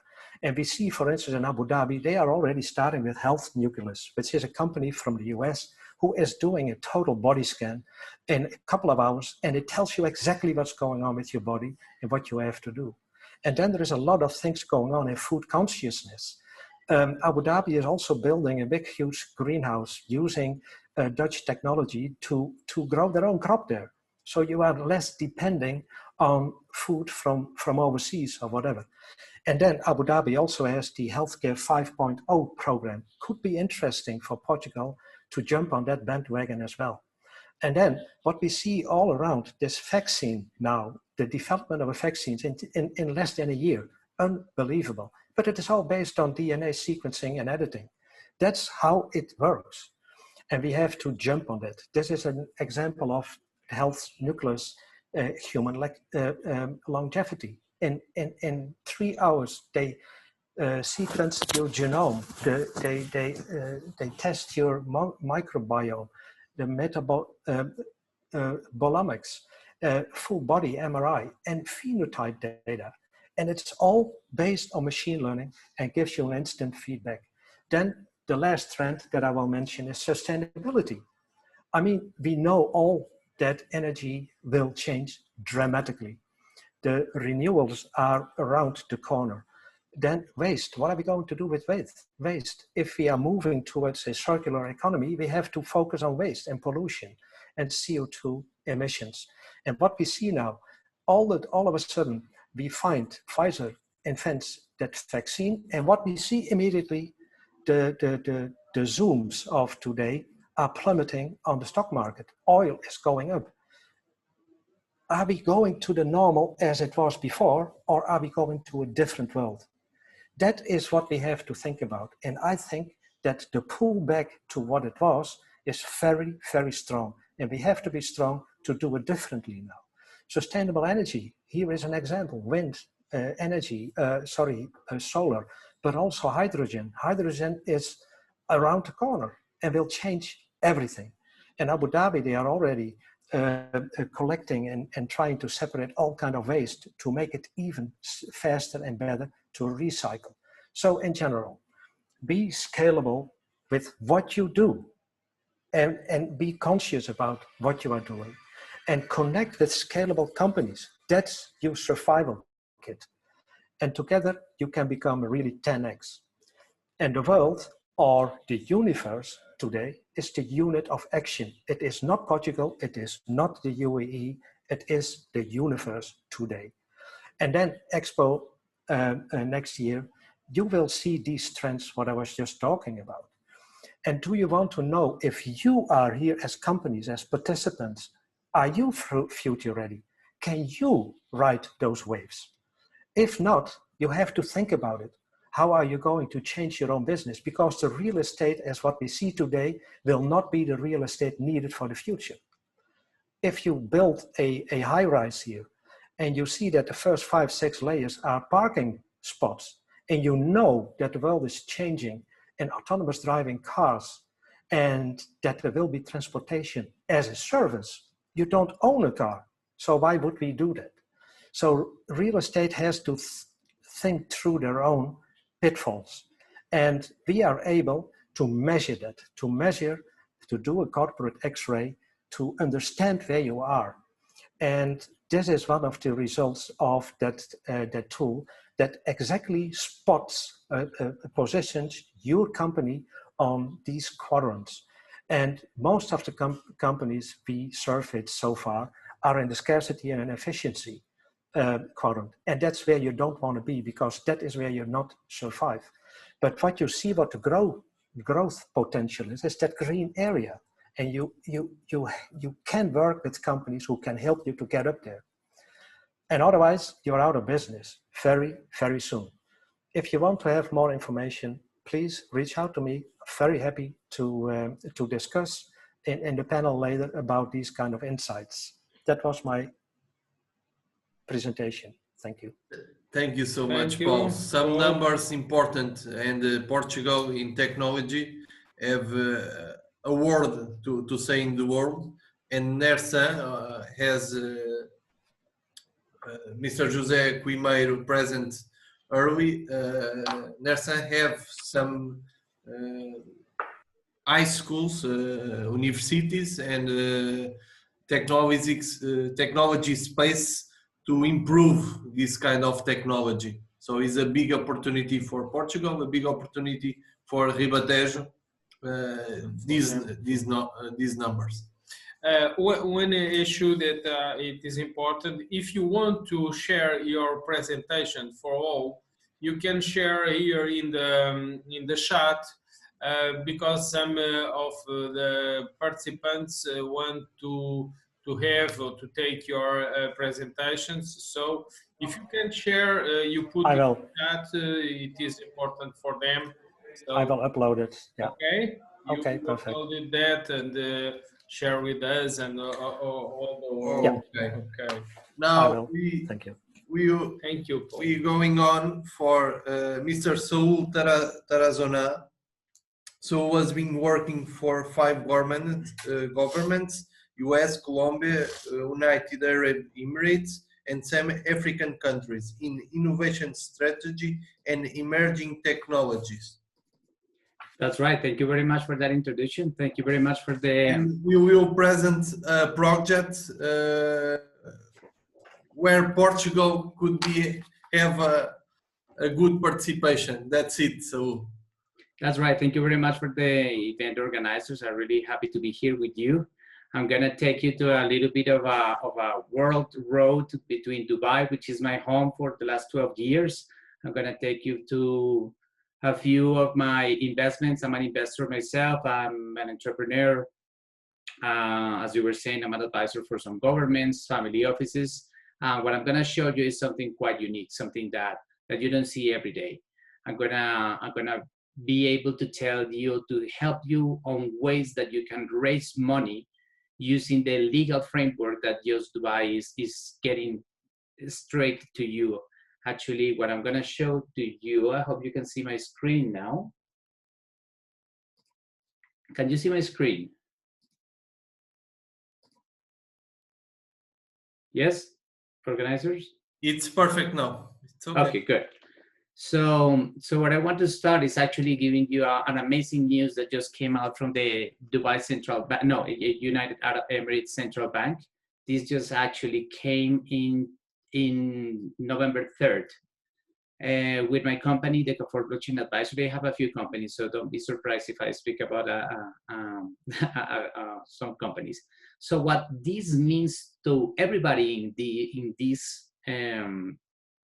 conference is that the people are now able to raise funds legally from the central bank using securities, financial securities, traditional financial securities, of course, like we have financial securities like bonds, stocks, and bonds.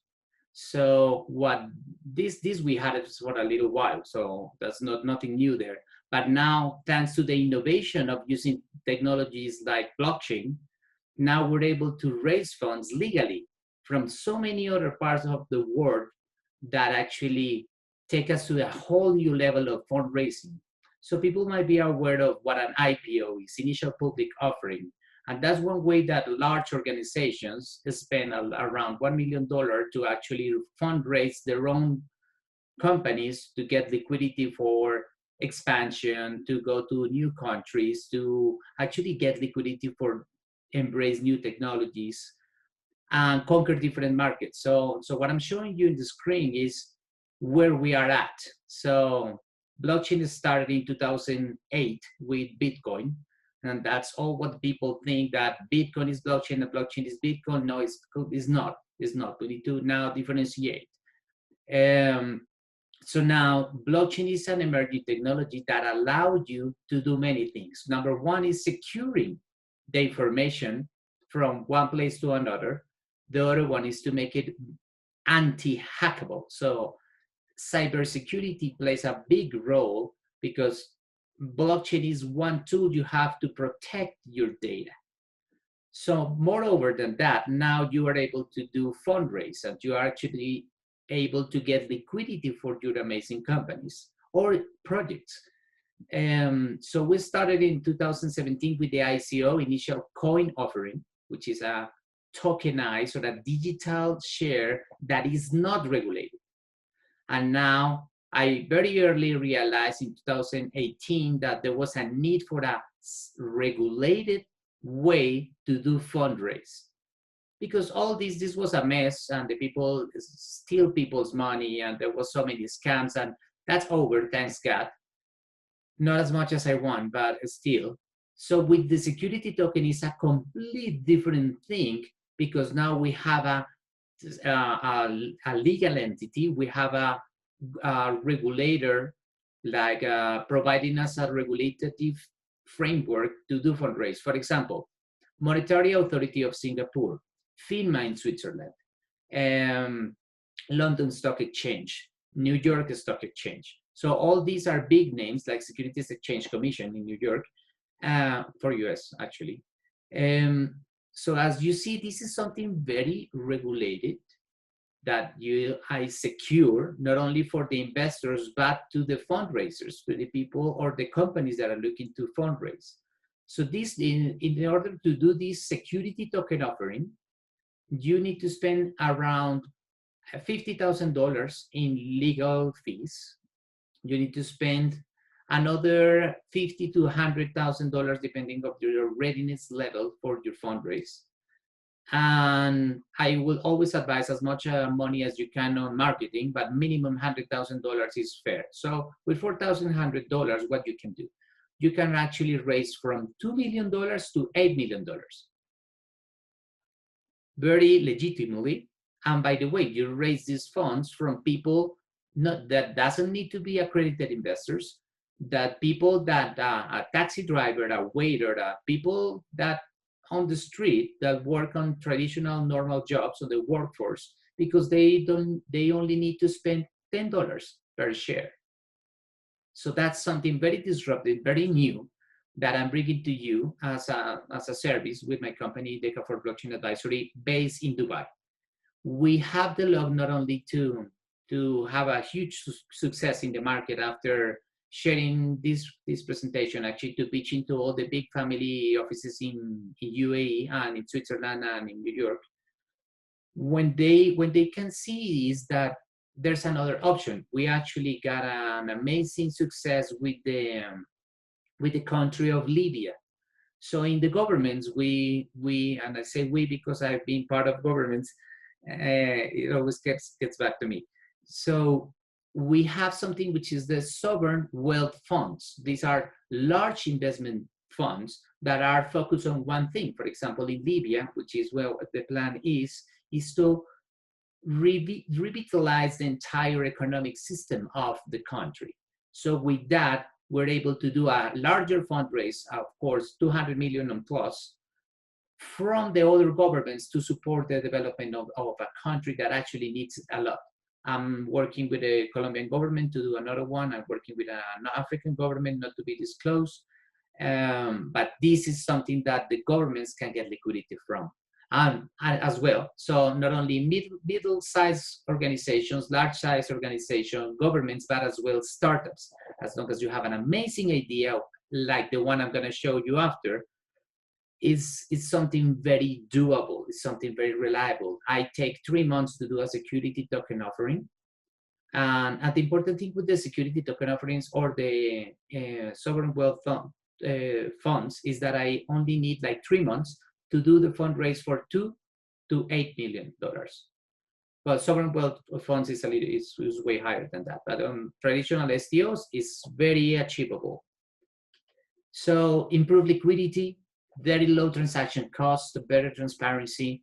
By the way, you can do a digitalization of any asset that you can think of, even a Picasso, a piece of art, an amazing car.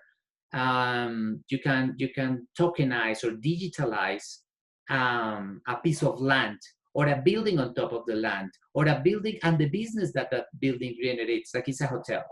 So that's actually one of the first security token offerings that were made in the world in 2008 with huge success. They raised $50 million in 3 months.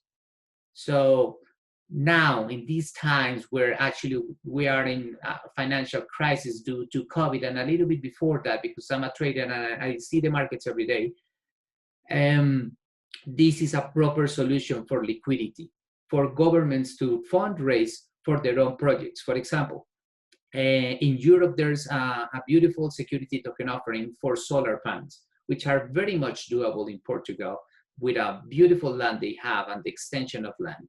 Another security token offering example is a tokenized, so a digitalized share from a port, a traditional port. So they're looking to get a liquidity to go into, to be a smart port using blockchain technology. They're looking for 20 million. They do a fundraise using security token offerings. So far, it's been a success.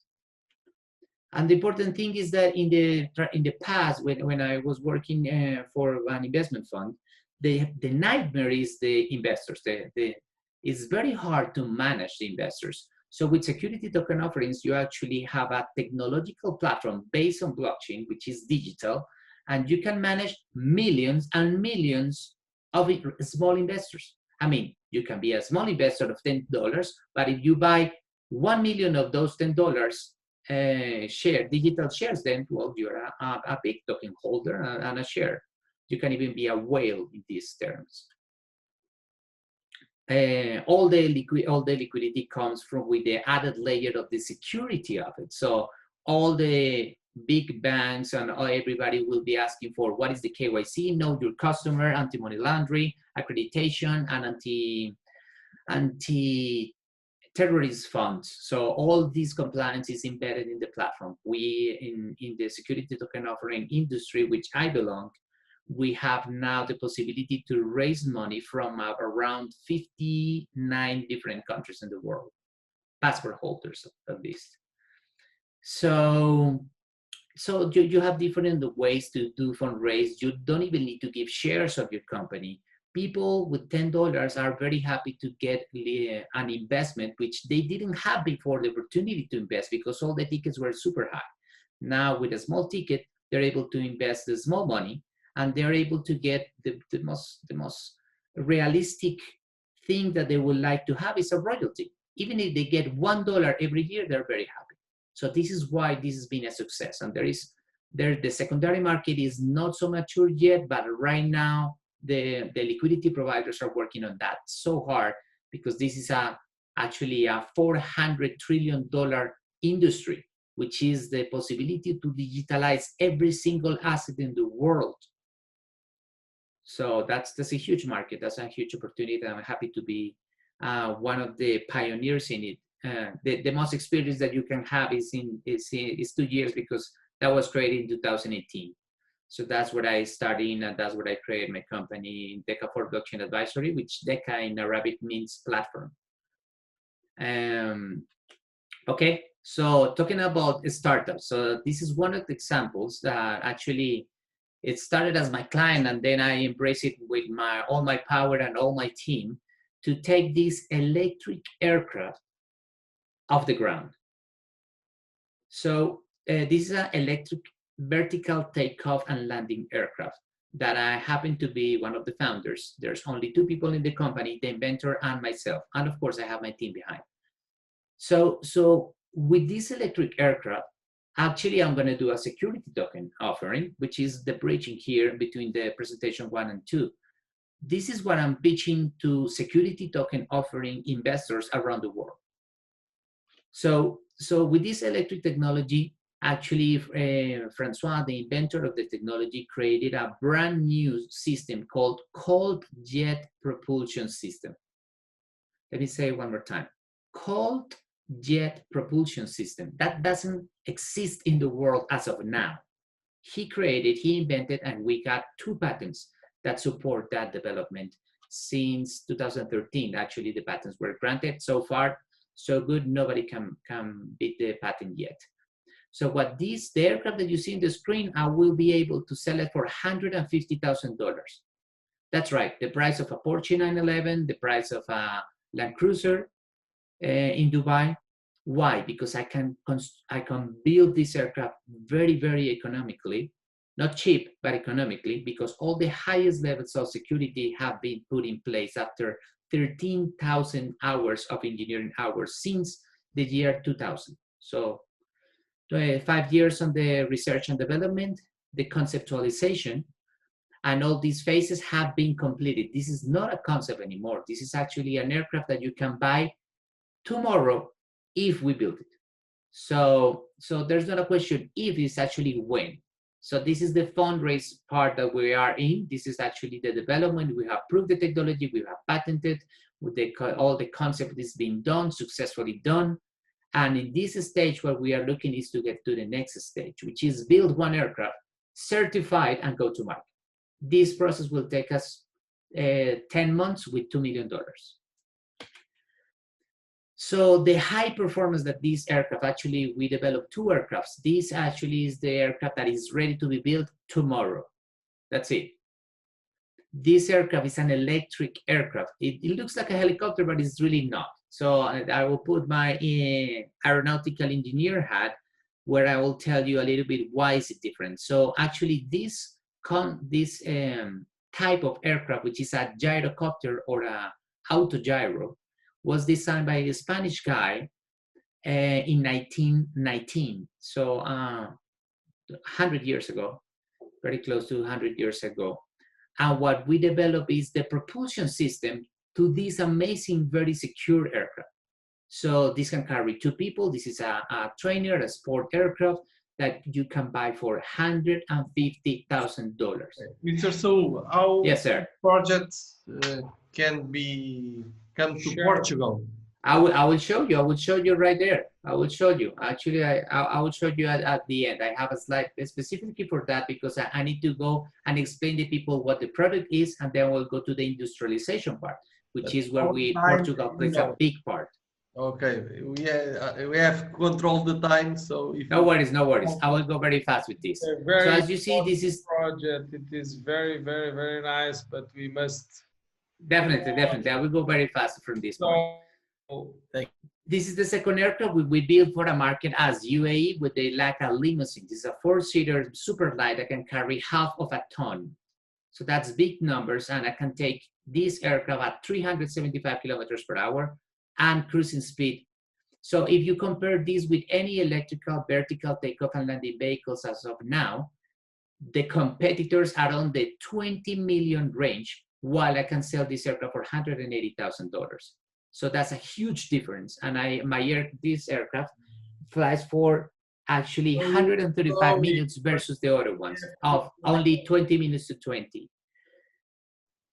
Yeah, this is the cold jet. So sorry, if you can a little bit faster, okay. I'm just 3 slides more. For 2 minutes.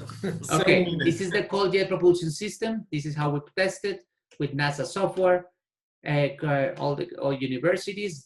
This is actually an award by the Colombian Ministry of Science as the top 5 companies out of 100, where we're gonna get $3 million for the next patent. This is the technology we're gonna use. This is the market segments, which are broad and wide. This is the market that electric vertical takeoff aircrafts are. So this is a $4,000 million market, which we are hoping to get at least 80% of that, because there's no competitor in the branch where we are, with the speed we are. We have to create 2 companies, one for defense, another one for civilian. 30 million valuation, and another one for 10. And this is the interesting part that you want to get in. Okay, so this is needs to be a large company because we need to take the world. And when we say we need to take the world, we need strategic partners to do that. And that's something that I'll open up the floor for the people to help me with. For example, let me tell you what the Portugal part is. So EASA is the European Civil Aviation Authority, where it's very expensive to do it in Germany, very expensive to do it everywhere else, in Switzerland actually, where we have our first investor coming from. In Portugal, we find out that it's very suitable if the people are bilingual. I mean, English, even Spanish. I'm fluent in both in English and Spanish. So most of them speak English in the Civil Aviation Authority in Portugal. There is actually we plan to build a European Union Defense Center for Business Development. Why? Because we can have the people from Portugal to work at a very low rate compared to the rest of Europe. They're bilingual, even trilingual. They can travel very easy, very cheaply across the country because they have an amazing train system. The flights are very inexpensive. The hotels are very inexpensive. So this actually leverage our power to take the European market with a base in Portugal. So I'm actually looking to do a maintenance repair organization because the people need to take the aircraft for maintenance in there. And that will generate, just on the maintenance repair organization, I will need at least 50 people. So if you think about this, how the governments will look at this is how many employments are we going to provide to the country? And that's actually where I'm looking for government support. And I'm very happy to see the ambassador in here. So, okay, stay here, this project. If you can share us this presentation, we can share with all participants later. So definitely we appreciate a lot, and we hope you don't never mind about us, but we are in the schedule, so no worries. Sorry. No worries. So what you see on the screen are my contact details. I think it is a huge important for us to know more about that. It is amazing. Object and helicopter. So thank you. So thank you very much. So let me just last word. These are my contacts of my company in Singapore that is specialized in doing fundraise using blockchain, as I was telling you, for security token offerings, and this is a leading project for that. Okay. Thank you very much for everybody, and I really appreciate any questions coming from. Okay. In the end, we have that opportunity to everybody put questions. Now we move forward for Mr. Nazar Musa. Nazar Musa is the founder and managing partner of Gulf Reps, a multi-service representation business based in Dubai, but operating throughout the GCC with office in Saudi, Bahrain, and Kuwait to come. Gulf Reps specialize in representing the world-leading travel destination and brands and can work with you to drive business from the region. Mr. Nazar Musa. Thank you. Thank you for your presence. It's your time. Thank you. Thank you. To us. Thank you very much for the introduction, and thank you for the organizers, and thank you, Mr. Ambassador, as well. I can't talk to you about jet-propelled helicopters, I'm afraid. So that sounded awesome, and I'd love to have a go when one's ready. Let me try and share a screen first, shall we?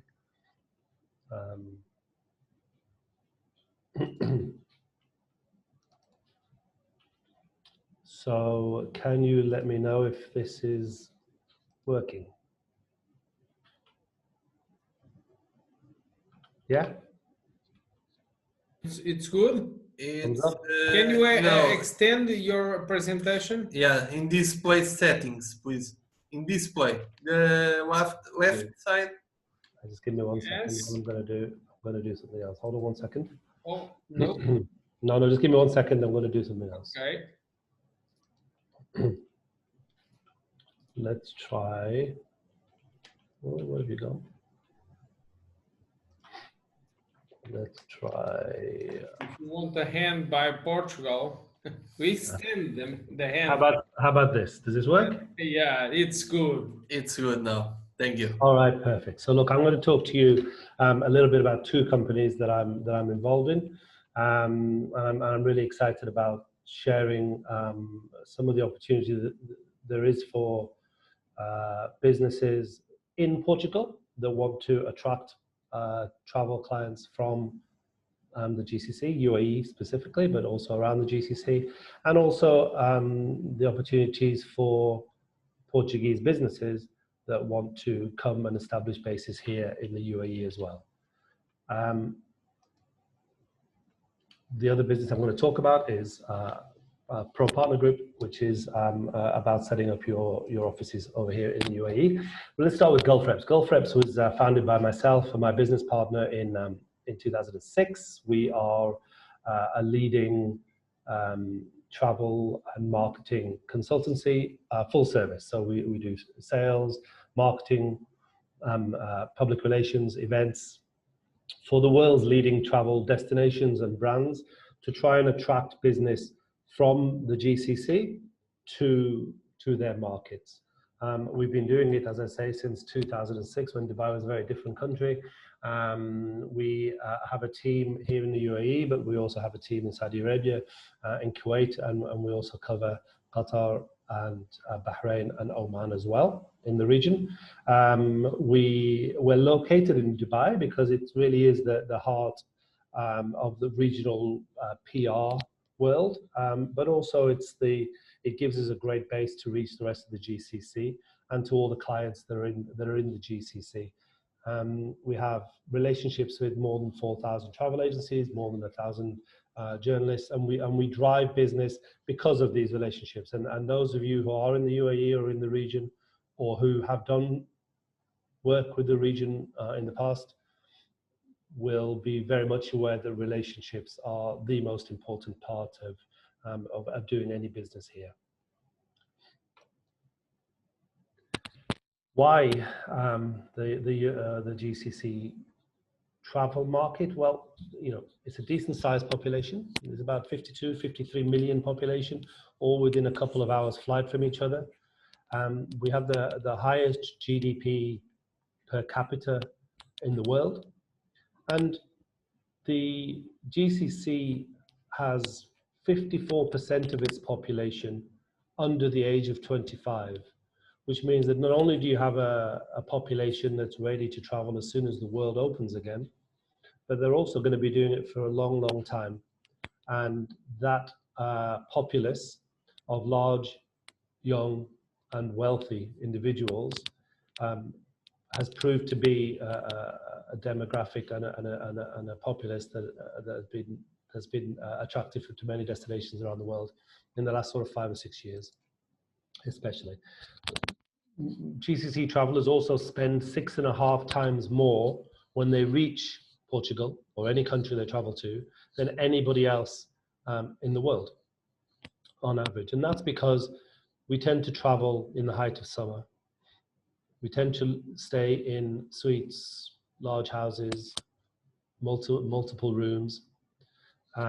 Average duration is much longer, with a 13-day average stay in properties. And when we're there, we spend more money in the shopping, more money in the dining, and more money in all attractions in the location.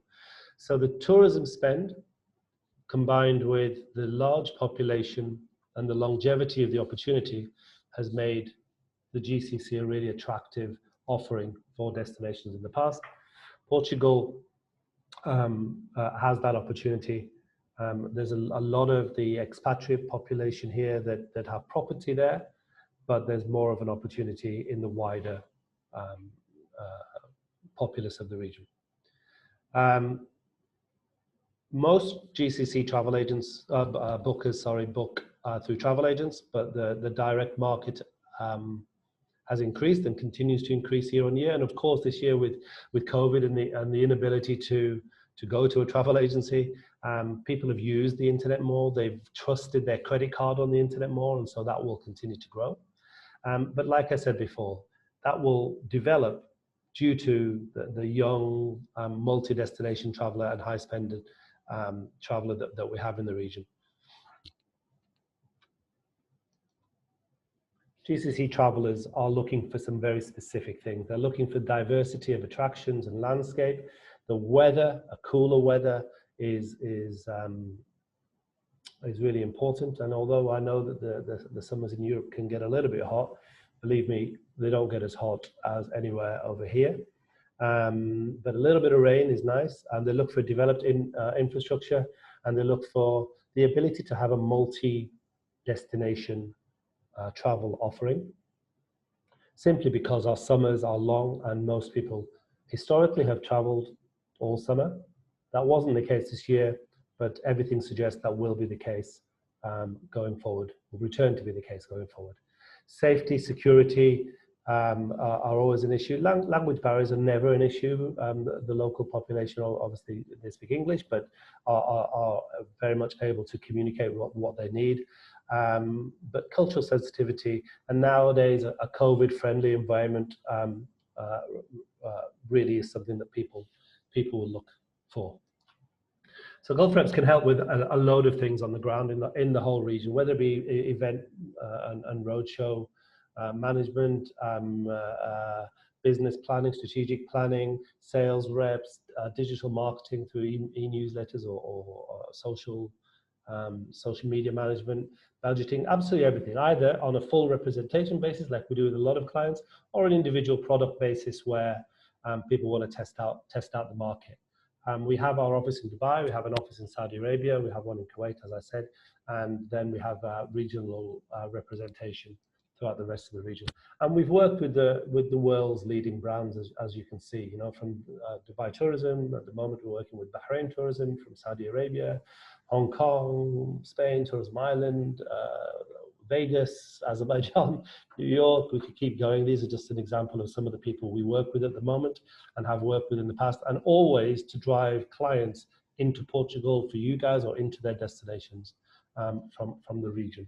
And that's driven by 40, 50 years of experience between myself and the other partners in the regional travel trade.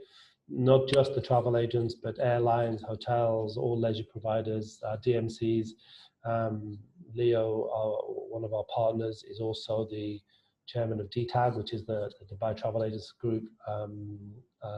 We have our background is all in leisure and in travel, and we've built these relationships over many, many years, and we utilize them to drive business to our partners.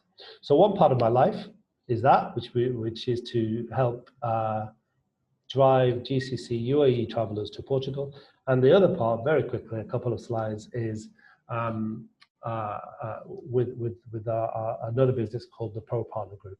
And Pro Partner Group is a full service provider for company formation and setup solutions in the UAE, but we also have offices in Oman and Qatar.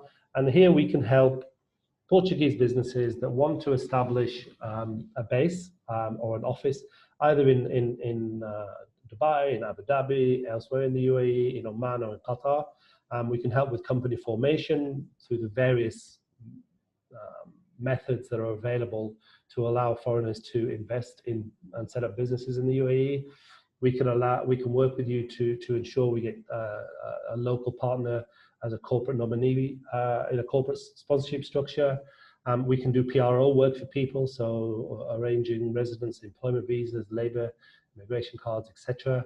And there's lots of other stuff that we can do around corporate advisory, corporate governance, legal documentation, etc., etc.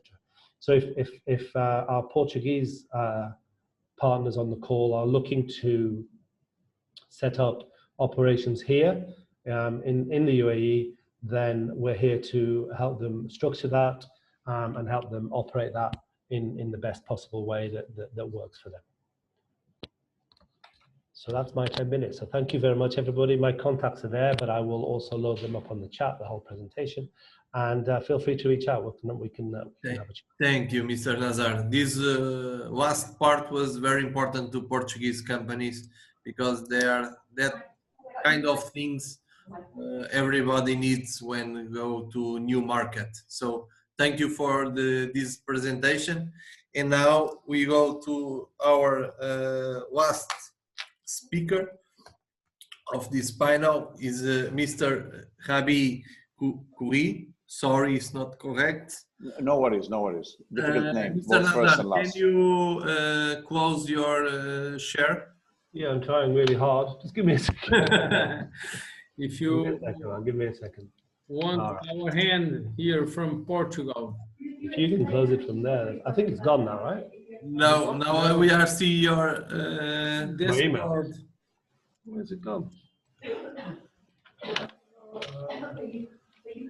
How about? It's at the top. At the top is a green button. Oh, yeah. There's a red button. Stop sharing. Yes. I can't see it. Oh, here it is. Got it. There it is. Perfect. Thank you. That's it. Thank you, Nazar. So, Mr. Kouri is the managing partner of Meldhood Capital, a merchant bank that specializes in structuring private investment in MENA. Rabi has extensive experience in private equity and advisory, having executed more than $5 billion in transaction and raised more than $2 billion in capital. Mr. Kouri, how Portugal can be an opportunity for this kind of investments? Good morning, Excellencies, gentlemen. Thank you for having me. I have shared my screen. Can you see it? Yes. Yes. Yes. Okay, perfect. I basically have nothing to sell. I will tell you a bit what we need in the UAE, and then we will discuss how we can collaborate with Portugal. I've been fortunate to have visited Portugal a couple of times for tourism, love the country, love the people. So also I've spent some time in Brazil, again, shared culture, kudos for both countries. I'm going to speak about Middle East Venture Partners. I'm one of the 3 managing partners. Middle East Venture Partners is the oldest and probably the largest technology VC firm in the MENA region. For us, the MENA region starts in Turkey and ends in Pakistan. However, the core investments are in the GCC, covering the UAE, of course, as the #1 market, Saudi Arabia, and then Kuwait and Bahrain. Also, Egypt is a very large country for us. So this slide here summarizes our firm. We're a 10-year-old GP, the largest team in the region, 20 people, 6 offices, a portfolio of 50 companies.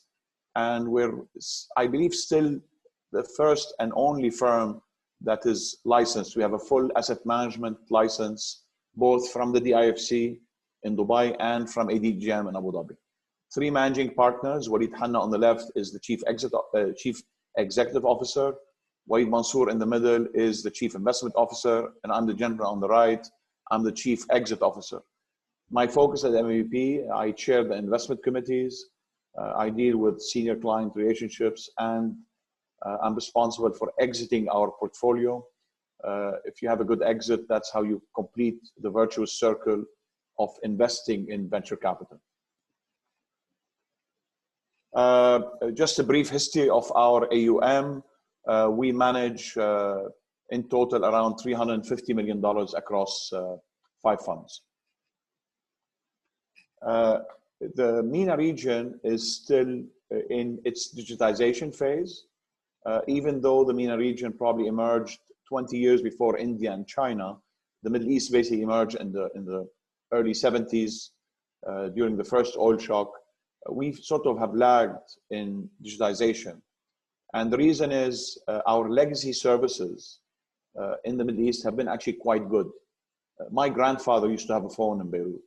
So it took us a while to sort of jump. We didn't have to leapfrog. But now we're a bit behind, and digitalization is accelerating.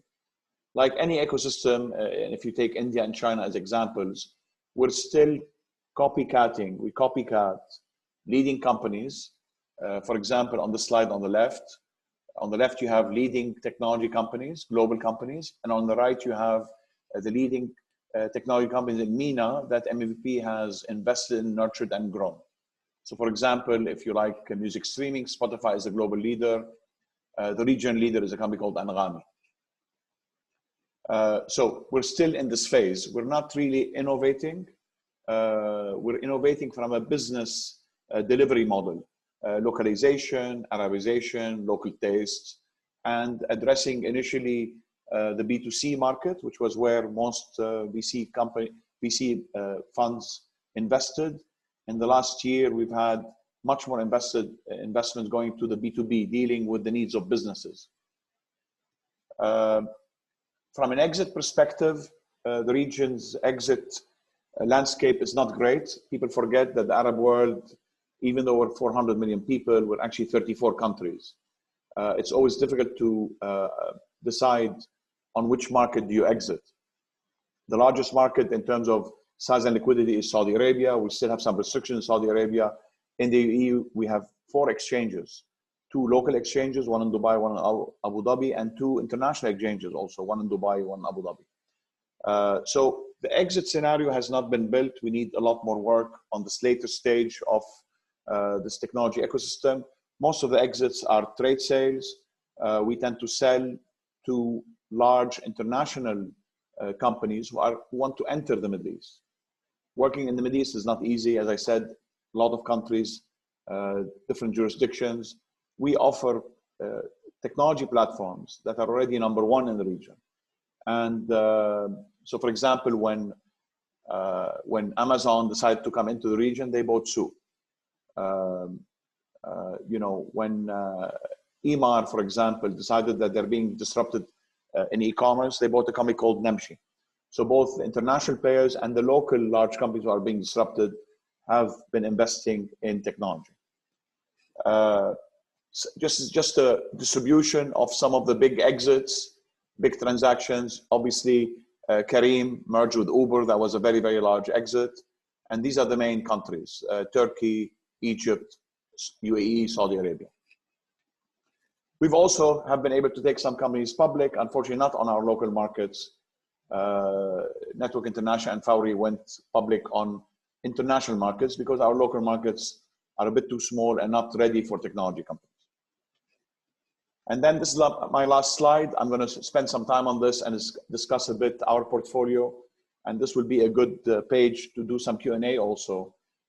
We will invest in technology companies, let's say companies from Portugal who want to enter the MENA region. We only invest in MENA and we can only help in the MENA region. So if there is a technology company from Portugal that believes they can grow, add value, solve a pain point in MENA, we would be the fund that would invest with them. We cannot invest directly in Portugal.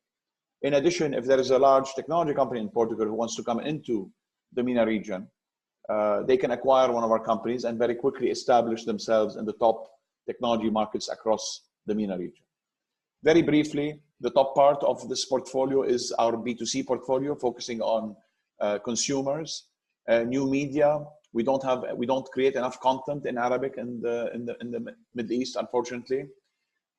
Top middle, the big E's, very large sectors in e-health, Tubbi, the leader in e-health in Arabic. Lamsa is a company that teaches Arabic to our children. Our children in the Middle East are losing touch with Arabic because the content is not abundant and it's not of high quality. When you compete with Disney, you will lose that attention span for children. And Lamsa actually is an app that targets Arab kids, 3 to 6 years old, to improve their Arabic. Top right, e-commerce. We don't do hard e-commerce. We like marketplaces. Mr. We cannot. Yes. How a Portuguese company can present himself to a company like yours? What they need to? A business plan? Just a normal VC process. Initially, you would send the teaser. If we like the teaser, we will set up a call. Zoom call right now, obviously, is de rigueur. And then if we like what we see, you know, we'll put you in our pipeline. We see per year 1,200 transactions. That's a lot of transactions. We invest in 8. So it's very high selection, obviously, in VC. But remember, a lot of people come to the Middle East just looking for money. That's not our game. We want to invest with companies that really can solve a pain point in the Middle East, because that's how we can create value. If you want money, go talk to the large sovereign wealth funds, not to us. We only invest in the region, and we're trying to improve the technology landscape in the region. So like any other US VC, European VC, we sort of function the same way.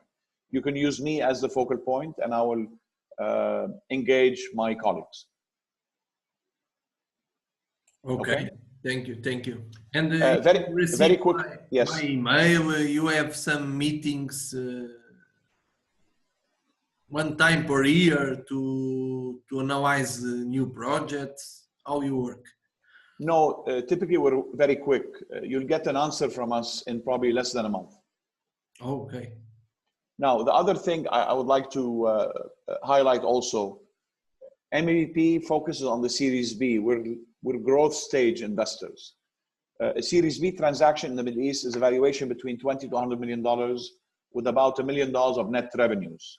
We are not a seed, Series A, early stage investor. There are other, colleagues of ours and other funds who do the very early stage. Okay. For example, we were the first. 2 minutes? Is possible? I'm done. Okay, thank you. This is the portfolio. These are the sectors. Would love to help in building the technology sector and good relations between Portugal and the Middle East. Thank you, Mr. Mohammed. Thank you, Mr. Curry.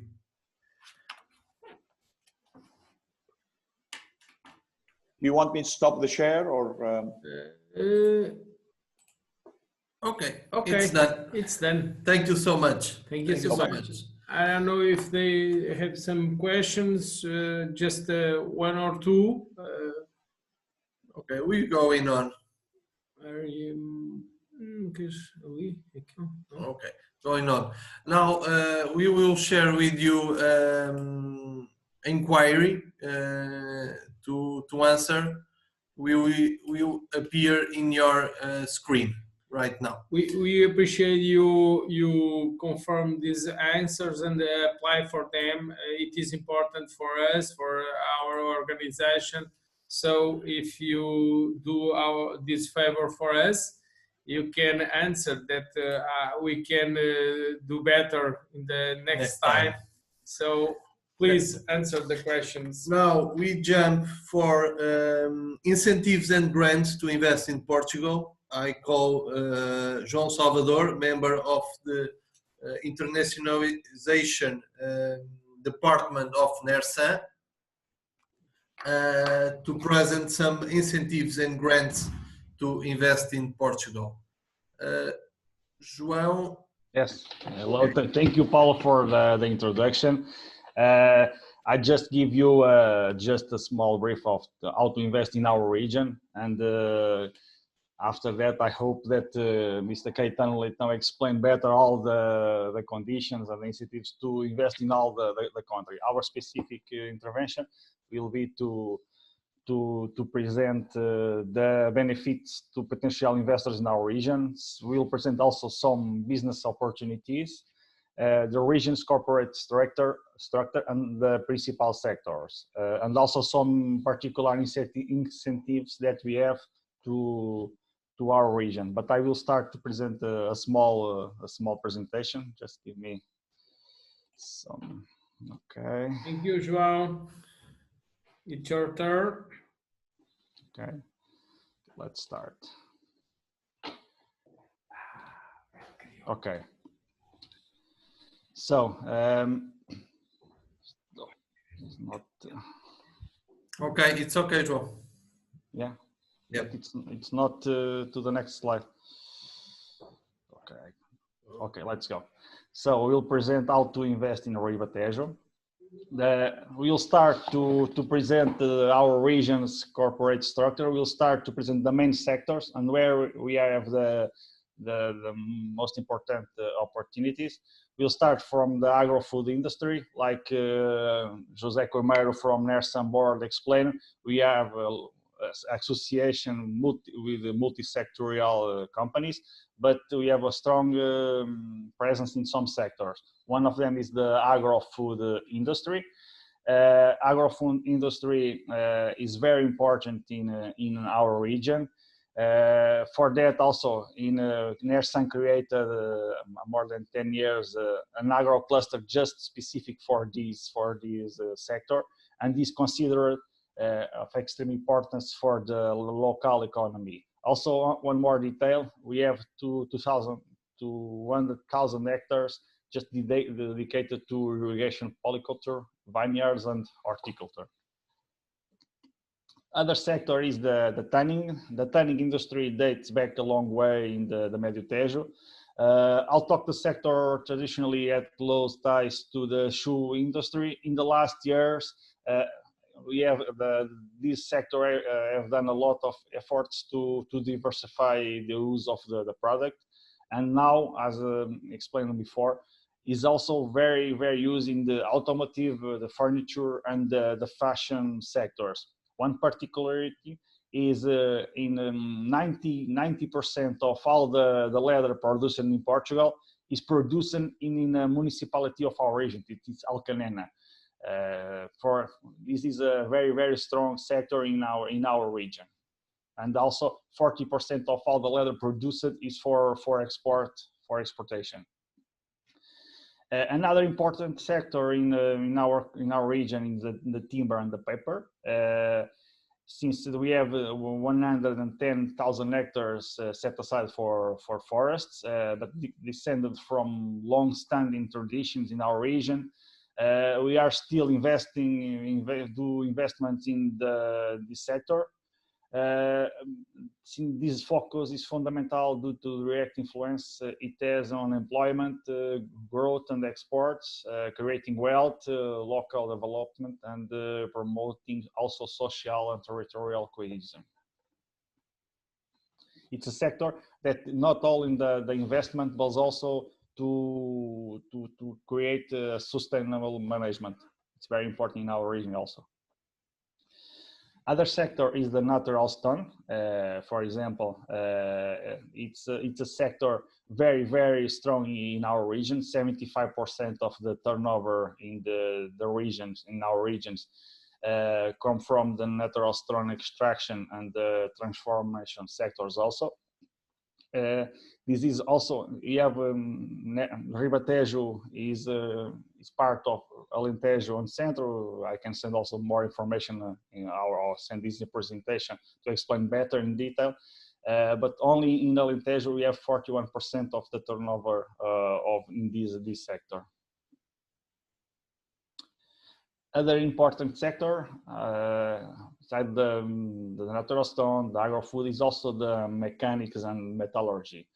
The Portuguese mechanics and metallurgy sector stands out as being the industry with the most exports within the Portuguese economy. As you can see, 40% of our national exports are from these two sectors, and the amount is higher than 19 billions.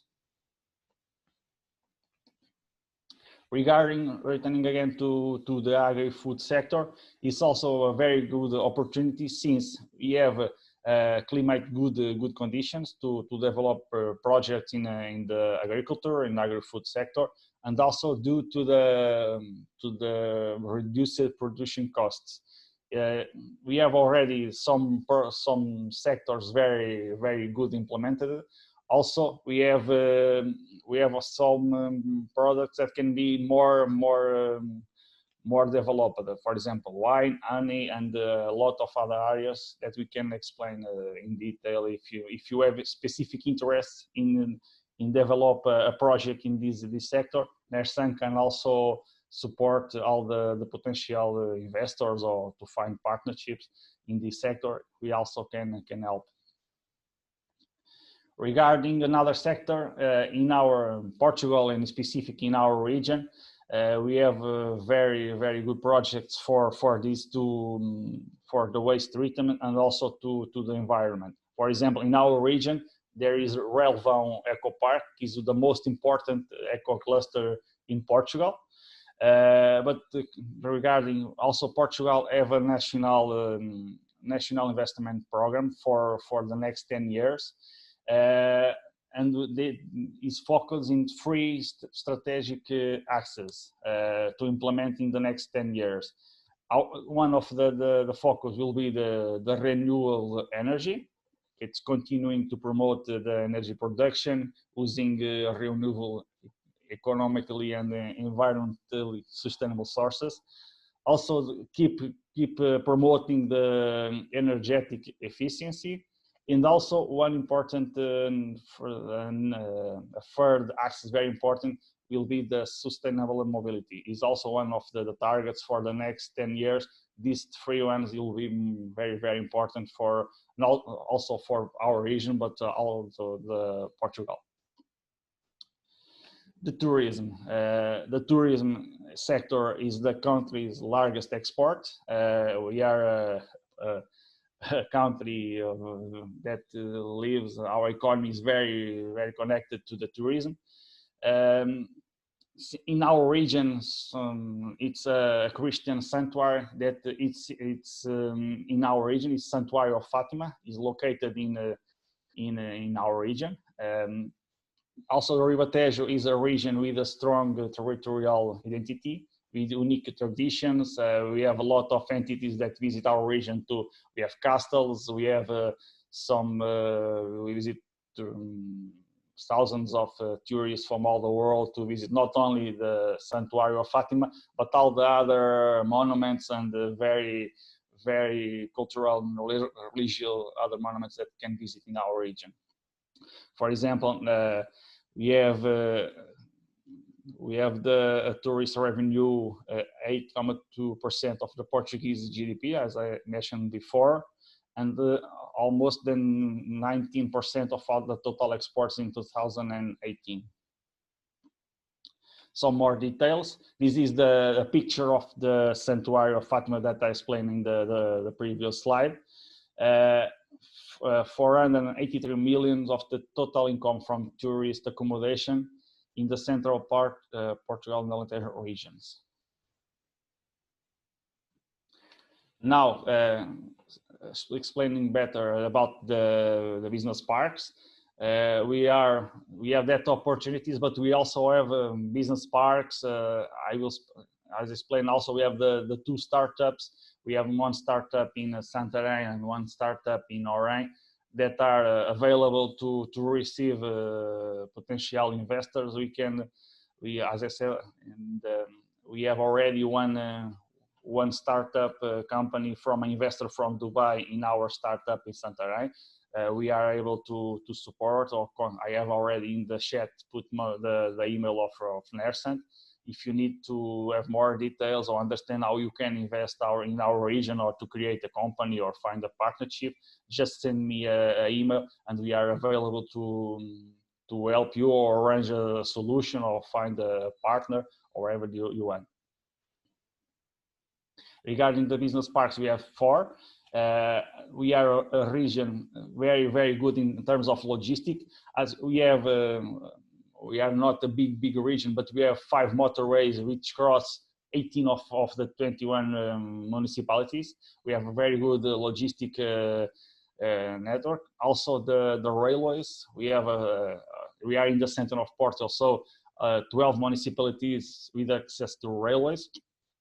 We are from 1 hour from Lisbon, 2 hours from Porto. And another important question, we are also from 1 hour from Spain.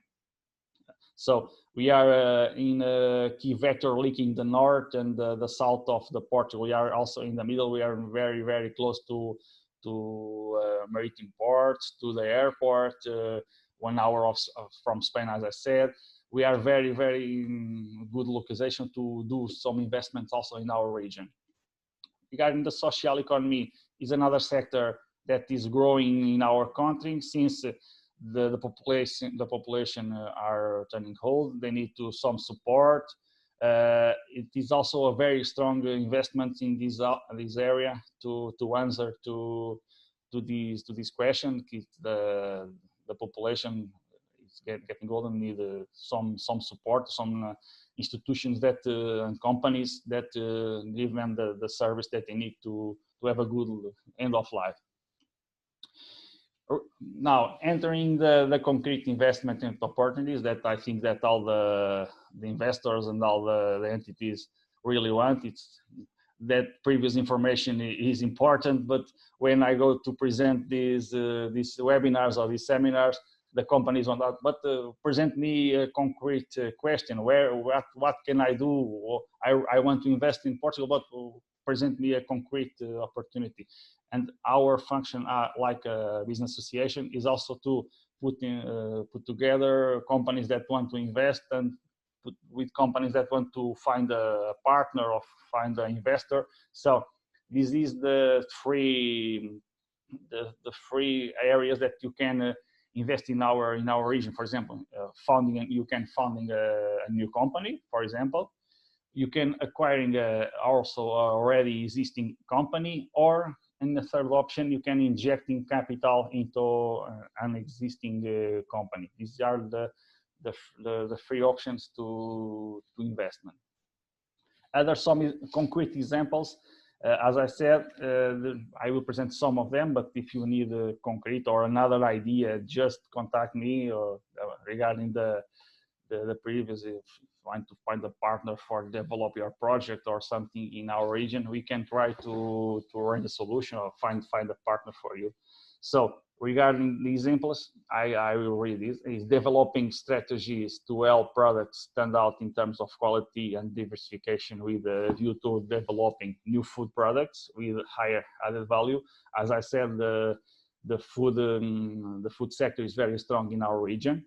Or investing in areas relating to tourism and the hospitality infrastructures. As I said, we have very strong in tourism. We receive a lot of tourists for all the world. Specifically in these two cities, Fatima, about the sanctuary, and Tomar, because there is a castle and a very known monument is Convento de Cristo, is a very visit from thousands of persons every year. Also integrating new links into existing value chains in the region, such as the logistic order obtaining, as we said.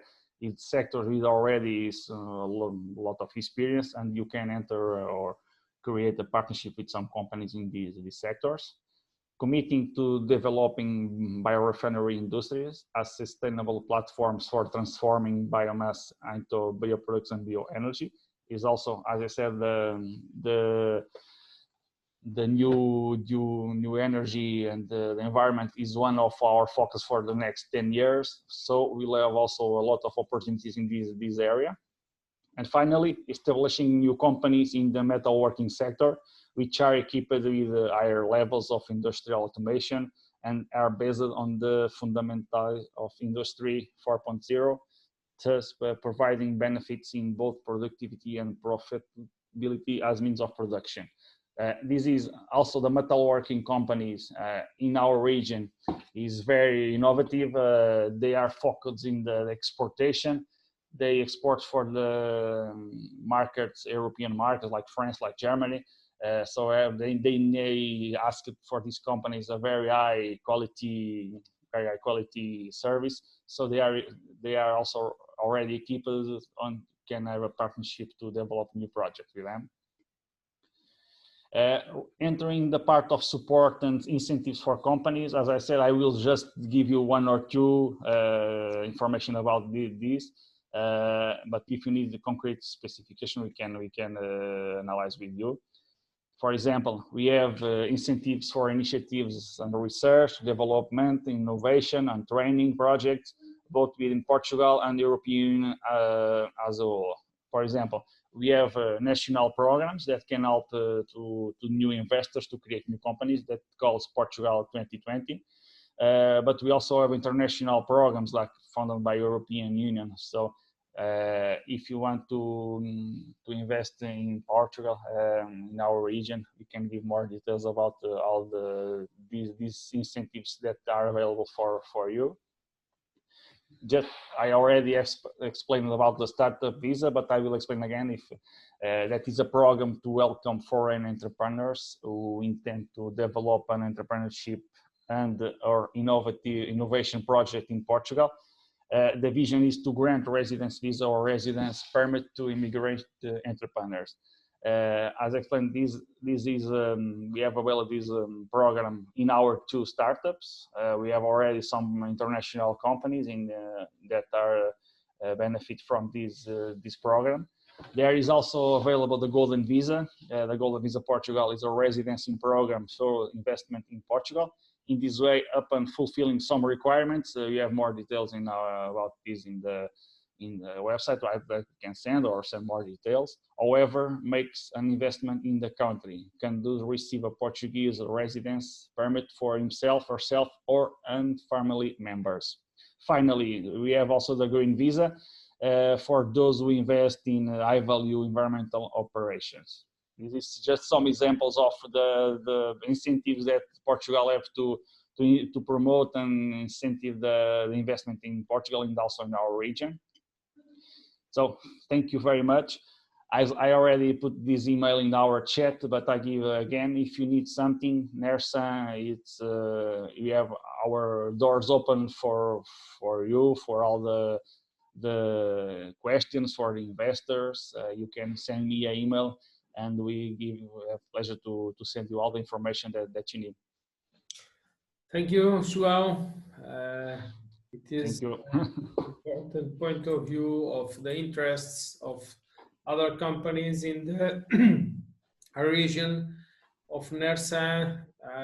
You have in this region many opportunities of business for other and foreign companies to enter in Portugal. So we going on, and the last speaker before the closing session is Caetano Leitão. Caetano Leitão is the managing director of One Advice Private Management, a multi-family office based in Dubai, experienced in creating international corporate structure, cross-border investments, and family charters and succession plans.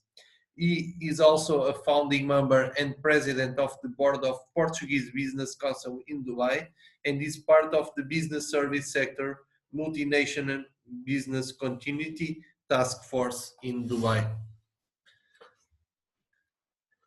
We have to open, yes. Yes, thank you all. And first and foremost, I would like to thank NERSANT team and RibatejoGlobal for the invitation and for this panel. And it's great to see in this, it's again unfortunate that you could not come, but it's great to see that there is this link between Portugal and the UAE.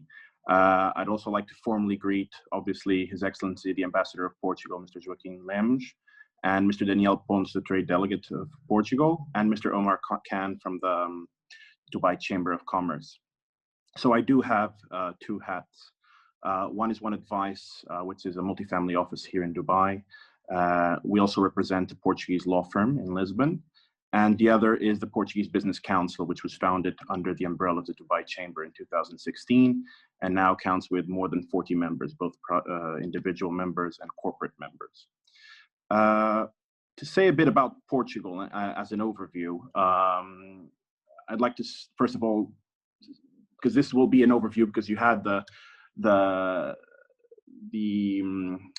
specific overview of Ribatejo, which is an amazing area of Portugal. It's important to note that Portugal is, in fact, an open door to a market of, first of all, 500 million people in Europe, and as well more than 260 million people, Portuguese-speaking consumers around the world. And it is truly a hub for that. It's also geographically a strategical location between Europe, America, and Africa, both in terms of sea routes and flight routes. It's also important to note, which was already noted briefly, the skill set of the Portuguese people. If you invest in Portugal, more than 61% of the Portuguese people speak at least one foreign language, normally English or French, which is above average to any other European country. And the talent itself is also strong, flexible, and committed and productive workforce with a high level of education. It ranks number 8 in the skilled labor rank around the world. And technology is also a focal point, as we also saw throughout the day today. Financial Times hailed Portugal as the Silicon Valley of Europe. There are incubators, there are accelerators, and a lot of support for startups in Portugal. So any good idea can go to Portugal to be incubated, supported, and work as a starting point to reach those markets. So the European market, and then the Portuguese-speaking market around the world, in which you have Brazil, the African countries, etc. If you want to invest in Portugal, you might eventually come to the conclusion that you will also want to live in Portugal. It is an amazing place to live and enjoy. It is safe, as was said. It's the 3rd most peaceful country in the world as per the Global Peace Index. It has 300 days of sunshine almost all year round, unique nature, rich leisure and culture, and a high quality of life, but low costed, and also healthcare facilities. Another point to note is the current situation that we live in. Of course, it's very hard to predict how any country will come out of this, but at least Portugal has been in the spotlight throughout the last months for the international press. The world press has elected several times, and several newspapers around the world elected Portugal to live in as the best place to live in after the pandemic. The Telegraph gave several reasons why Portugal should be the first holiday destination to go after lockdown is lifted. And even the New York Times hailed Portugal as an example to follow. Of course, the second wave has complicated things, but all around Europe. But hopefully Portugal will also pull through again, like in the first wave. Recently in October, Gulf News also made a piece about Portugal, in which the note is the low property prices and the welcoming attitude of Portugal. And this is the key to everything, especially comparing to other countries in Europe, is in fact an example in tolerance. And we continuously show that we are open to all. This is, of course, historical to Portugal as the first globalization example in the world through the discoveries, etc. So we are keen to mingle around the world and to do business around the world, trade, etc. Moving on to ways in which you can invest in Portugal and even reside in Portugal. This was already said, but I wanted to specify a couple of points. The startup visa is indeed available to all if you set up a company, and the golden visa is also available to all. The difference between the two are mainly the fact that whilst the startup visa, you will have to live in Portugal for half of the year to keep the residence permit, whilst in the Portuguese golden visa, you will only need to stay in Portugal for 7 days a year. So that's the main difference. It was already mentioned that you can invest in real estate and have a 1 million investment in a company or simply in a bank account. But there are other possible requirements in which you can invest in to obtain the golden visa. One is create 10 jobs in Portugal or 8 jobs in low population density areas, in which certainly Ribatejo can comply to that. You can invest 350,000 euros in investment units of venture capital funds in Portugal that are eligible to do so. So that's venture capital funds that invest at least 60% of the capital into Portuguese SMEs. And you also can invest 350,000 in a company and create 5 jobs as well. So those are additional options in which you can invest in Portugal securely, and in addition to that, have residence in Portugal, which also gives access to the Schengen area, obviously. A couple of other points about setting up in Portugal is that you do not need a local partner. This is essential to understand. It is a very fast incorporation process. Of course, you will always need local legal support, but all in all, the local regulatory structure makes everything simple, straightforward, and safe. So these are the main points I wanted to approach. I don't want to elongate myself. I just want to give a brief overview of everything. I will post my email once again on the chat if anyone has any doubts, need any help in going to Portugal. I'm here to help. I think Daniel wants to just turn off his camera. I don't know if he wants to say anything else in addition to what I mentioned, but these are the major points, and we hope to see you in Portugal soon.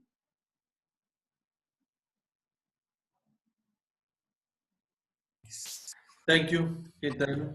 Thank you. It was a pleasure to listen to you. No video. Yeah.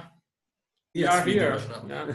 Yeah. I'm already applied for the answers for this inquiry, so we are in the finish. Don't go away without fill the survey.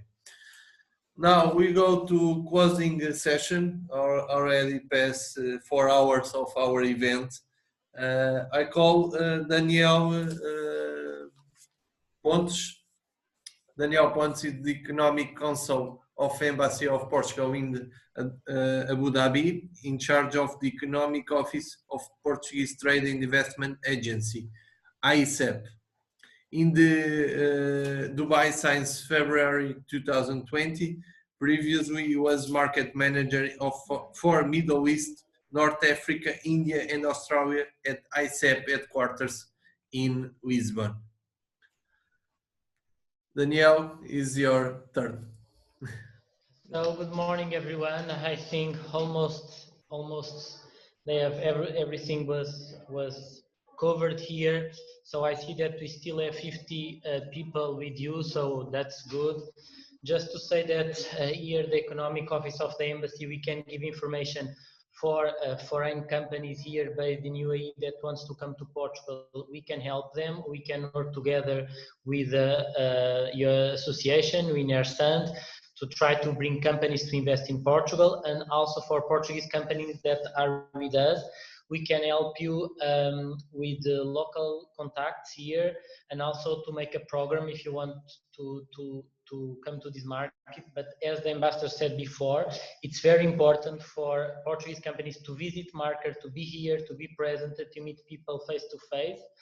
And I would say the same for local companies. They need to go to Portugal because, as Lucy said before, these online seminars are very difficult here in the Gulf area, so they always prefer the face-to-face meetings.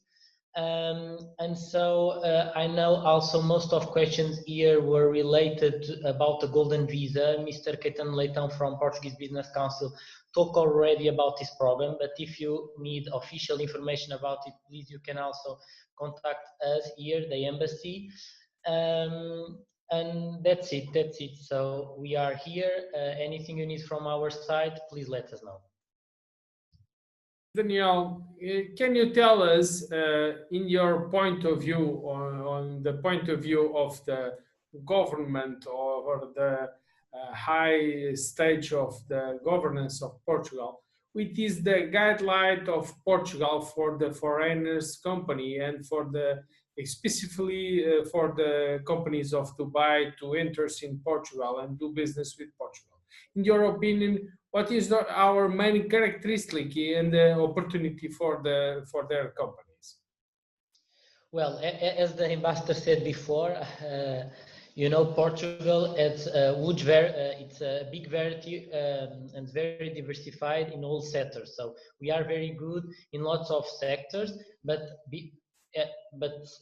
for sure we are trying to promote some specific sectors. Let's say aeronautics, let's say agro-food, let's say health, and now with this COVID situation, Portugal is trying to promote a lot our health sector, because we have very innovative products in this area, and I would say that the relations between the Portugal and UAE, the sectors that I would, let's say, I would ask companies to work, it's this health sector, the technological sector, agro-food, although agro-food, it's not only to export here to you, but also to GCC, So and real estate also, you know, lots of people from GCC, they want to invest in real estate in Portugal, not only for the golden visa, but also because Portugal is a very nice country to live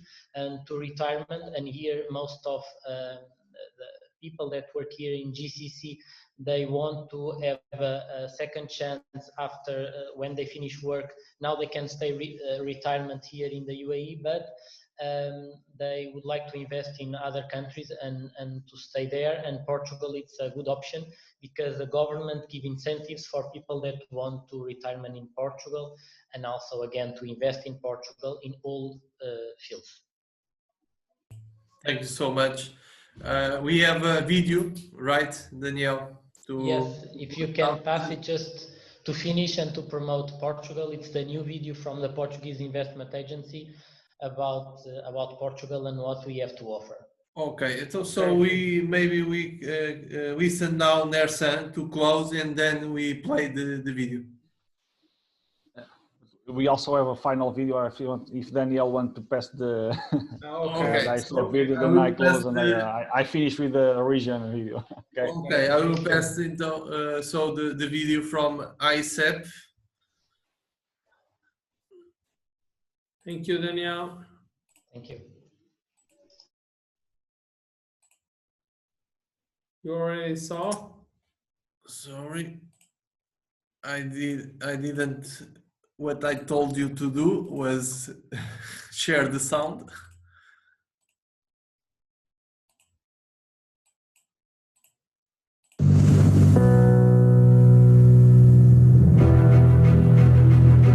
In an increasingly globalized world, how does a country stand out?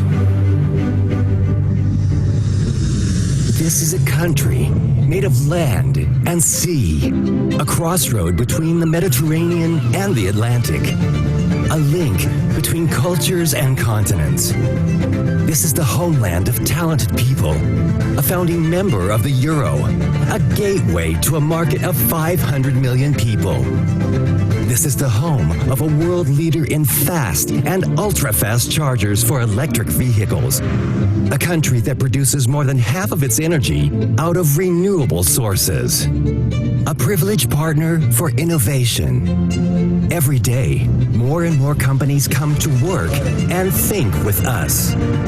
We also produce cars, but above all, we think cars. Think the green road ahead of us, and think the future. Innovation is taking the country to new frontiers. This is the world's biggest cork producer, transforming cork for the most traditional and revolutionary uses, from the top of the most precious wine bottles in the world to thermal shields and rockets and spaceships destined for space. This is a leading tourist destination in the world, a competitive and sustainable location, a top country in providing technological services, host of great international events integrated in some of the most important value chains in the world that attracts and keeps some of the most talented people. So how does a country stand out in an increasingly globalized world? Well, I guess it's by welcoming the world and bridging cultures.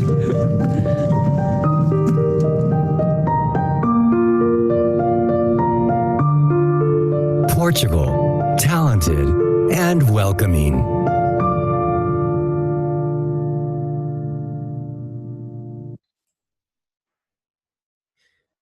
Okay, I hope it was okay.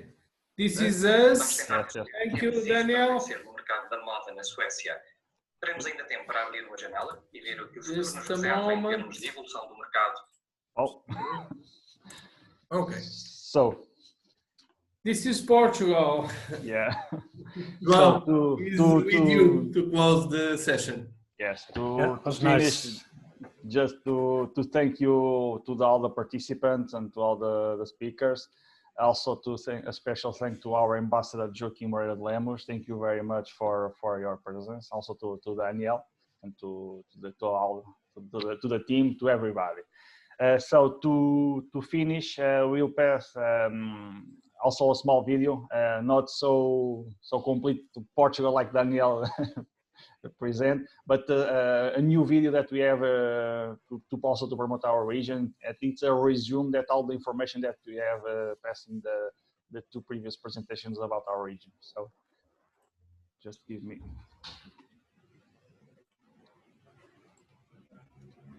Just a minute. Yeah.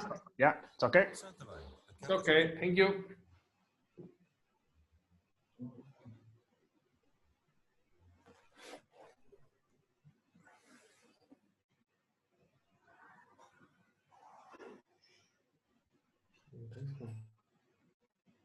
João, desliga o teu microfone, desculpa.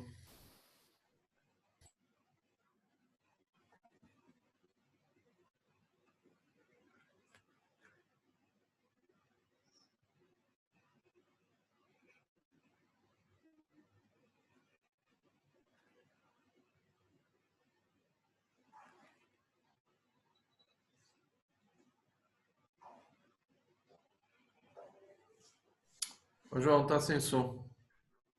Desculpa lá.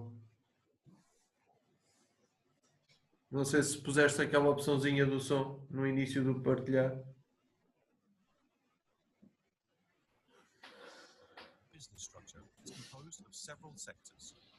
Ok, agora sim, se quiseres pôr do início.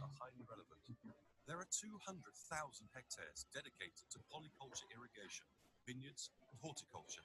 It's worth stressing the emerging products, excellent growth and implementation conditions, which is the case of both wine and honey.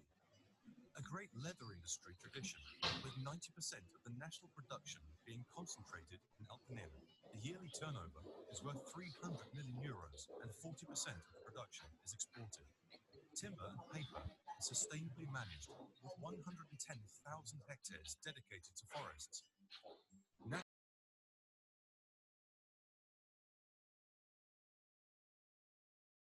Originating from the central and Alentejo Portuguese regions. The national metalworking and metallurgy sector is the greatest exporting industry of the Portuguese economy, with the central and Alentejo Portuguese regions representing 30% of the sector national turnover. Regarding the environment and wastes, in the scope of ENI, National Investment Plan 2030, strategic axes were defined for renewable energies, energy efficiency, and sustainable mobility, with Raval Ecopark, which has 1,800 hectares, being the most important environmental cluster in Portugal. Tourism represents 483 million euros of the total income from tourist accommodation establishments in the central Portugal Alentejo regions. The region has a remarkable business activity, with incentives for research, development, innovation, and qualification projects, both on a national and international level. There are infrastructures to host foreign companies, such as Startup Sanpai and Startup Unai, as well as support programs for foreign investors, such as Startup Visa and Golden Visa, amongst others. Ribatejo is today a potential investment at all levels and a certainty for the future. NERSANT, Business Association of Santarém Region.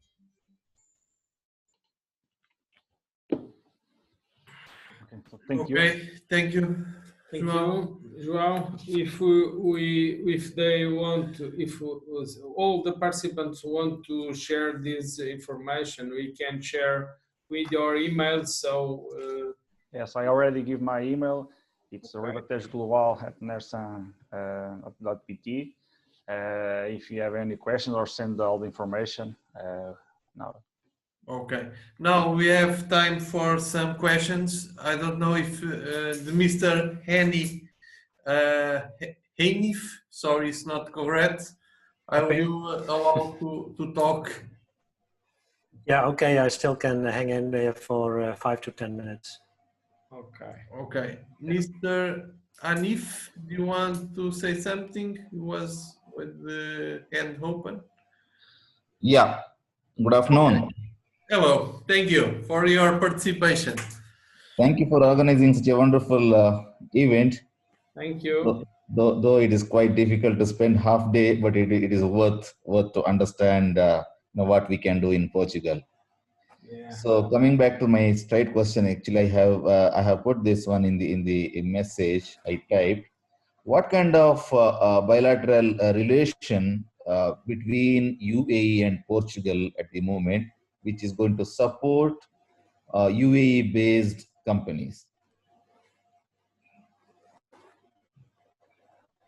So what? Sorry, I don't understand. I asked what kind of how we can help. That's it. What kind of the relation between two countries, diplomatic relation or the contract we have between the government, which will support expatriate investors from Dubai to Portugal, if we are interested. Then, Daniel, do you want to answer? Yes, for sure, I can answer. So, you know, we have good relations with the UAE since long time ago, and we have agreements between Portugal and the UAE. But well, these agreements they are let's say more official and I would say heavy agreements in terms of economic. We have I write on the chat.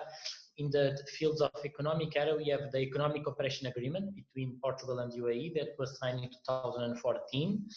Then we have the other agreement on the promotion and reciprocal protection of investments. Okay. And we also have signed a convention to avoid double taxation and prevent tax evasion between, in terms of income taxes between our two countries. And then we also have agreements signed between Dubai Chamber and Sharjah Chamber to promote the missions from both sides. So for now, with this COVID situation, we don't have any mission planned, but we would like to do one with Sharjah, but this time it's for Portuguese companies to come to Sharjah, because the first mission we had, it was from Sharjah to Portugal.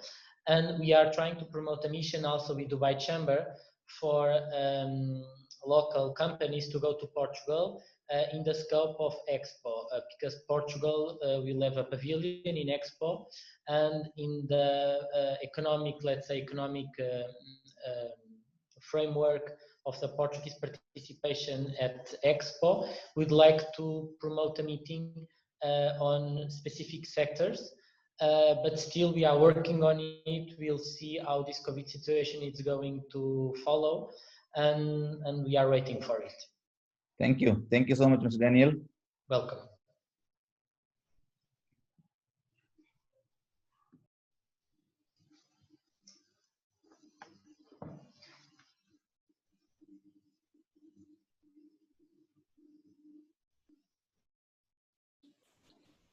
Ascensão Paulo.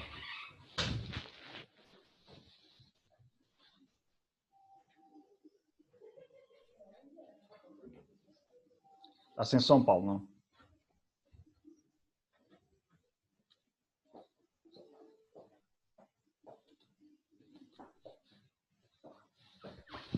Sorry, I was without sound.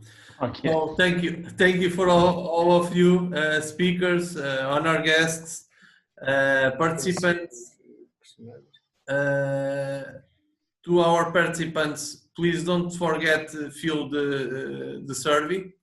Thank you, and thank you to everybody. It was a pleasure to be here with you today, and I hope this is the first step for many business opportunities between these two countries and between this region. Ribatejo is an important region in Portugal. NERSANT, we remember, is one of most important business association in Portugal. So we have a bridge here to contacting to invest in Portugal. João, I don't know if you want to say. Just in name of NERSANT, to thank you again to everybody. I think it was a very, very nice webinar. It was a good interventions. So NERSANT, as I said, now we have our doors open. If you need something, just contact us, and we will try to answer to your request. Okay, thank you very much. So the last words have to be, this is a project co-financed by Compete2020, Portugal2020 and FEDER. So thank you for all of you. We will paste the Portugal video to finish already. Okay. I will pass the video again, but Just to thank you to everyone. Okay, thank you. Thank you for having us. Thank you. Thank you very much. Thank you. Have a good Thank day. you. Bye. Thank you. Bye-bye. All right. Just more a minute to paste. Okay. Other time, yeah.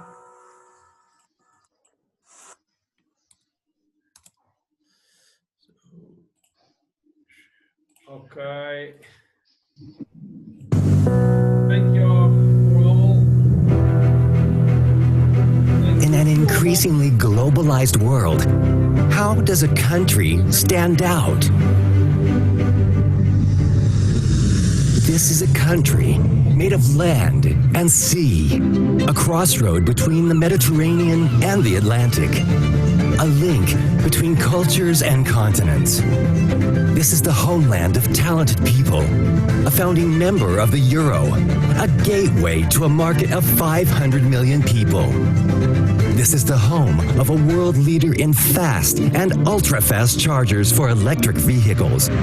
A country that produces more than half of its energy out of renewable sources. A privileged partner for innovation. Every day, more and more companies come to work and think with us. We also produce cars, but above all, we think cars. Think the green road ahead of us, and think the future. Innovation is taking the country to new frontiers. This is the world's biggest cork producer, transforming cork for the most traditional and revolutionary uses. From the top of the most precious wine bottles in the world to thermal shields and rockets and spaceships destined for space. This is a leading tourist destination in the world. A competitive and sustainable location. A top country in providing technological services. Host of great international events, integrated in some of the most important value chains in the world, that attracts and keeps some of the most talented people. So how does a country stand out in an increasingly globalized world? Well, I guess it's by welcoming the world and bridging cultures.